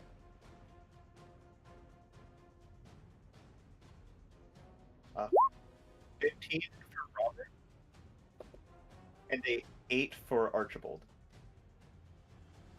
What's your DC? Oh, so they both 16. fail. And it's 11 force, and their movement speed is halved. Show spell Okay. description. Yeah. Yeah, you see as Archibald hit by this, like blood splatters out from his mouth as the crushing energy around him causes him to kind of collapse. He's looking super, super rough. Wave will look at Juniper. Should we get out of here? I got one more thing I need to grab. Just one more second. Juniper, you're Oh, up. please be safe. I'm gonna run over. I'm gonna run over here, and I'm gonna grab the sphere Mhm. as an item interaction, and then Yep. I am going to attack Archibald one more time. Okay, make an attack roll. 24. That's gonna hit. 9. And you know what? I'm gonna spend one more key point so I can flurry of blows him. Are your attacks lethal or non-lethal? Gotta think about that one. It's mostly academic hatred, so she Okay. doesn't actually want him to die. So they Okay. are non-lethal. Okay. That's a 12. That will hit. 'Cause- 6. Damn, he's unconscious. Head hits the ground. He was at 1 hit point after that one. That Oh. last blow. So I'm just gonna grab the sphere and You've got one more attack because you already used the key Oh. point. I'm gonna hit Robert then. Should we use that 10 that I rolled, or do you want me to re-roll it? No, reroll. Okay. I hadn't even seen you roll it. 11. 11. It does miss. As you strike and it hits the mage armor, and you can see the energy disperses upon him. And I'm pretty sure that was here, right? 15 feet. You were right to the right of that, but yeah, 15. Boop. Boop. Let's go. Okay, you get right back up to the front. Archibald is down. Robert is up. He's gonna move forward. Kind of look over to his friend for a second. 5, 10. I think y'all need to rethink your actions. And he is going to cast Scorching Ray.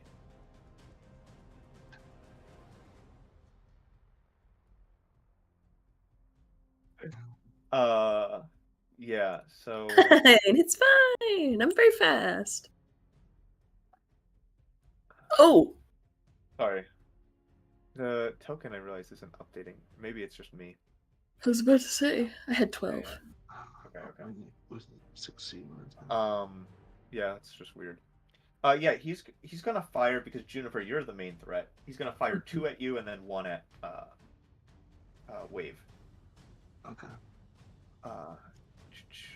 So that is gonna be a 10 to hit, Juniper.